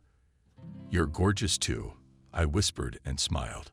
We walked to the main hall filled with hundreds of guests, of which mine was no more than 50. The red carpet was shot under my feet. The silhouette of my lover could be seen in the distance. I slowly stepped onto the carpet. A beautiful tune started playing, and I tried to relax. This was my day. The day I was the queen and Charles was the king. A day where our lives, souls, and destinies were woven once and for all. I caught admiring yet envious glances from girls and women. The men looked on with nobility and wonder. Perhaps the guests from Charles' side did not expect to see someone like me next to him, but it was too late to assume anything. With my head held high, I walked down the aisle with my father at my side. Charles's eyes traveled down my face from head to toe and stopped at my veiled face. His hand reached out to me, and I boldly placed my palm in his. I could feel his excitement through the touch. He was worried as much as I was. Once on the dais, from where I could see the entire auditorium, I gasped at the number of people who were all staring at us in anticipation. Charles leaned over to me and whispered, "You are amazing. I have chosen the best woman to be my wife in my life." I was embarrassed, and my cheeks blushed. Even though no one could see it, I could feel my face burning. The registrar appeared next to us. The man looked us over and nodded approvingly at Charles. The music grew quieter. Our parents sat in the front rows, and Lisa and Charles's close friend Joe stood near us. My knees were trembling under my dress. I was very nervous and afraid that I wouldn't be able to control myself and would faint right at the wedding ceremony. Charles' hands held me so tightly that I was sure he would hold me up. The registrar began his speech, and I noticed immediately that my mom and Camille were in tears, whispering among themselves. I smiled. It was nice to see my mother-in-law and mother-in-law interacting, and they really liked each other the first time they met. "Are you ready to take Kathy as your wife?" The registrar spoke and looked at Charles. "I do," Vance answered without a trace of doubt. "Are you ready to take Charles as your husband?" The registrar exclaimed again. A lump rose in my throat, and I thought for a moment that I could not speak nervously, but I answered nevertheless agreed. "Congratulations, you can exchange rings." Charles gently lifted my hand and placed the engraved ring on my ring finger. I felt a slight electric shock run through my body. I repeated the same motion with Charles' ring. By signing my name at that second, I lost my last name and became Vance Kathy. Congratulations, you are now husband and wife. Can the groom kiss the bride? The registrar exclaimed, and the gold spread throughout the room. My husband gently lifted the veil from my face and looked into my eyes. I was still in a state of shock and could not believe that all this was happening to me. "I love you," Charles said, and touched his moist lips to mine. The guests shouted bitter, and our moms were still crying with happiness. For a moment, the voices were silent, and it seemed to me that now my lover and I were all alone. My longtime dream had come true. I had found my own family with the man I loved. Breaking our kiss, I held my palm almost on my husband's cheek and said, "You are the best thing that happened to me in my whole life." The guests didn't stop applauding.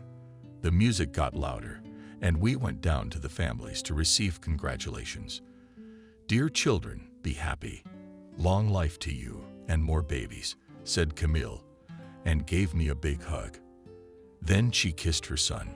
Mom was still wiping tears from her cheeks and couldn't calm down. A happy lion was running around her and tugging at her dress.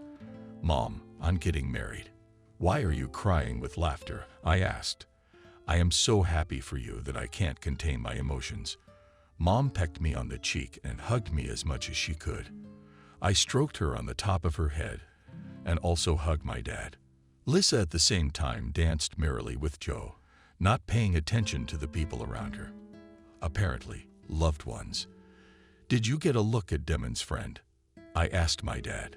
He just laughed and looked at his eldest daughter fatherly. When we all found ourselves in the banquet hall, my mood doubled. Everyone was having fun, dancing, getting to know each other, and socializing. Charles and I could not part with each other for a second. Sitting at the newlyweds table, we held hands under the table and giggled at the guests who were ridiculously performing tasks from the contests. I occasionally watched a happy Lisa, who was getting to know people now and then and trying to find common ground with everyone. Mom was chatting sweetly with her saint, and Camille couldn't take her eyes off little Liam, who was running around the table. Everything I had dreamed of had come true and was there for me. Remembering the thoughts I wanted to share with Charles, I turned toward him. "Charles, there's something I want to tell you," I mumbled, distracting him from talking to me. "I'm listening to my favorites." Smiling through all 32 teeth, Charles replied. "I've been watching this girl at the orphanage for a long time," I began to say. "She looks just like you with her eyes. One day she came up to me and told me that she felt like I looked like her mom." Charles listened to me intently and did not interrupt. "Maybe it's a sign," I said cautiously. "Beware of your husband's violent reaction." At first Charles hesitated, even frowned, but then he smiled again and said, "With you, I am ready to take even 1,000 of these blue-eyed angels." I, not holding back my emotions, shrieked and threw myself into the arms of my beloved. Hear and repent with my nose in his neck, which smelled of pine and wood. There was no limit to the joy. We adopted Eva and would later have 2 more children. Once again, I was convinced how pure and kind a soul the man I loved so much had. As Charles and I looked at each other in love, we smiled and continued to watch. That day was the happiest day of my life. I fondly remember the moments of the family and Charles. Now in our family, there are already 3 happy children and 2 equally happy parents. And the little girl adapted quickly. As soon as we got her, and 2 years later we had twins in our family. The grandmothers are happy to spend time with their grandchildren, while Charles and I are busy with work. We go to parks in the evenings, take the kids to amusement rides on weekends, and try to go on vacation in the summer. Charles is doing everything he can to give me and our children a better future, and I am so grateful to him for that. Like I said, my husband is a wonderful father, occasionally overpromising, but that happens to all men. Fatherhood first. I was sitting at work, going through sponsorship agreements, and I came across him. Memories of earlier years popped into my head, where for weeks on end,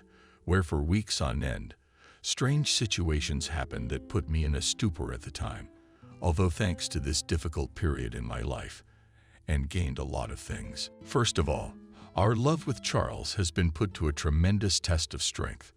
We didn't leave each other at crossroads, supported each other no matter what happened, and stayed true to our choices no matter what.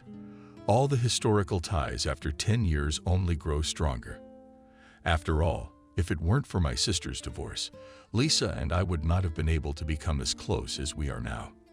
Her life has turned out very well. She married her husband 3 years after we were married, and her view of the world had changed, and her relationship with her parents had only gotten better after mutual help. And if it wasn't for her, we would still be living with my mother and father on each other. The main thing is that everyone realized his mistake and took into account his attitude to others. I have realized and understood a lot of things over the years, and now I feel that I have not made a mistake anywhere. Gratitude and support is what each of us deserves.